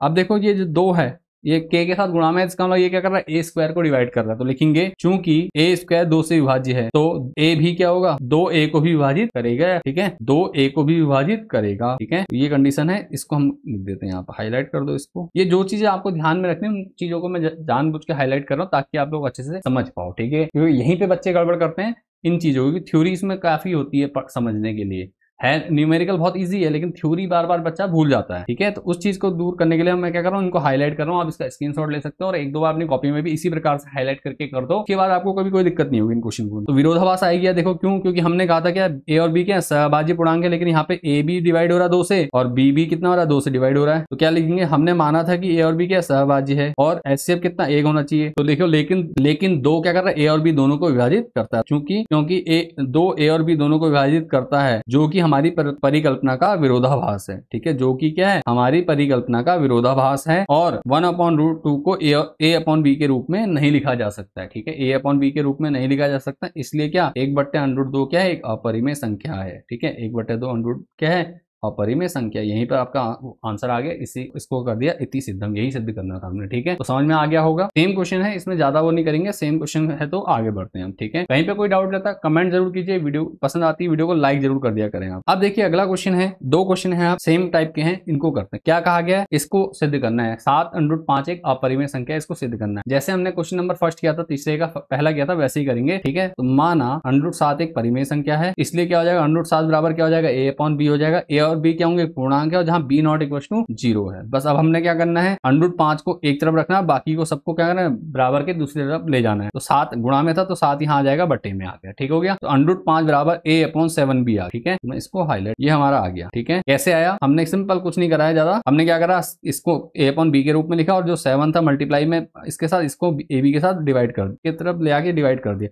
और इसको जब सॉल्व करा, कैसे दिखा देता हूं, हमारा था 7√5 बराबर a/b, तो ये 7 इधर आ गया, 5 बराबर a/7b हो गया। ठीक है, a/7b ये आ गया। ठीक है, यही किया हुआ हमने, तो यहाँ तक समझ में आ चुका है। अब देखो, क्योंकि a और b पूर्णांक है, पहले बता चुके हैं हम, a और b पूर्णांक है, तो 7b भी क्या होगा, पूर्णांक होगा, क्योंकि a तो पूर्णांक है, तो 7b भी क्या होगा, पूर्णांक होगा। पूर्णांक की किसी से भी गुणा करो तो पूर्णांक ही आएगा। ठीक है, तो ये हो गया उसके, इसलिए क्या हो जाएगा, a/7b क्या एक परिमेय संख्या, ये संख्या क्या हो जाएगी, ये हो जाएगी हमारी परिमेय संख्या। लेकिन हम जानते हैं √5 क्या है, एक अपरिमेय संख्या, थोड़ी देर पहले बताया था, सिद्ध भी किया है हमने भी। तो √5 क्या है, अपरिमेय संख्या है, जो कि हमारी परिकल्पना का विरोधाभास है कि 7√5 एक क्या है, परिमेय संख्या, 7√5 एक अपरिमेय संख्या है। ठीक है, तो ये चीज हमने ध्यान में रखनी है। ठीक है, तो ये हो गया जो कि हमारी परिकल्पना का विरोधाभास है, और 7√5 एक परिमेय संख्या है, इसलिए क्या हो जाएगा, 7√5 एक क्या हो जाएगी, अपरिमेय संख्या हो जाएगी। ठीक है बेटा, तो ये हमने करना, यहीं पे हमारा क्वेश्चन नंबर 2 कंप्लीट हो गया, थर्ड का। और लास्ट क्वेश्चन हमारा जो इंपोर्टेंट है उसको देख लेना है, इजी है क्वेश्चन, सिमिलर टाइप से होगा, कुछ नहीं करना ज्यादा। तो सिंपल क्वेश्चन क्या दिया गया, देखो उस क्वेश्चन में क्या है, 6 +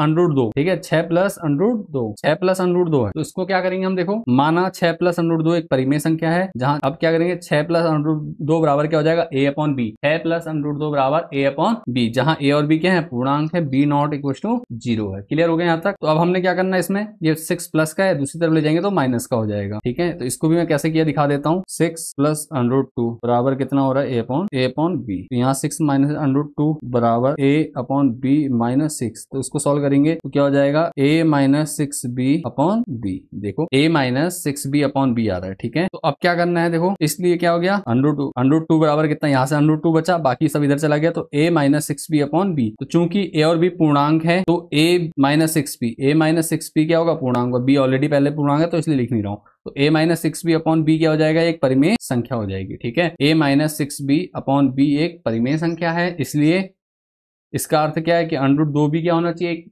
परिमेय संख्या होनी चाहिए। ठीक है, लेकिन हम जानते हैं कि √2 एक क्या है, अपरिमेय संख्या है, जो कि हमारी परिकल्पना का विरोधाभास है। ठीक है, जो कि हमारी परिकल्पना का विरोधाभास है कि 6 + √2 एक परिमेय संख्या है, ये हमारी परिकल्पना का विरोधाभास है, इसलिए 6 + √2 क्या है, एक अपरिमेय संख्या है। ठीक हो गया, तो उम्मीद करता हूं यहां तक आपको अच्छे समझ में आ रहा हो, किसी प्रकार का कोई डाउट या परेशानी नहीं होगी। कोई भी डाउट लग रहा है, कोई भी प्रॉब्लम आ रही है तो आप मुझे कमेंट कर सकते हैं।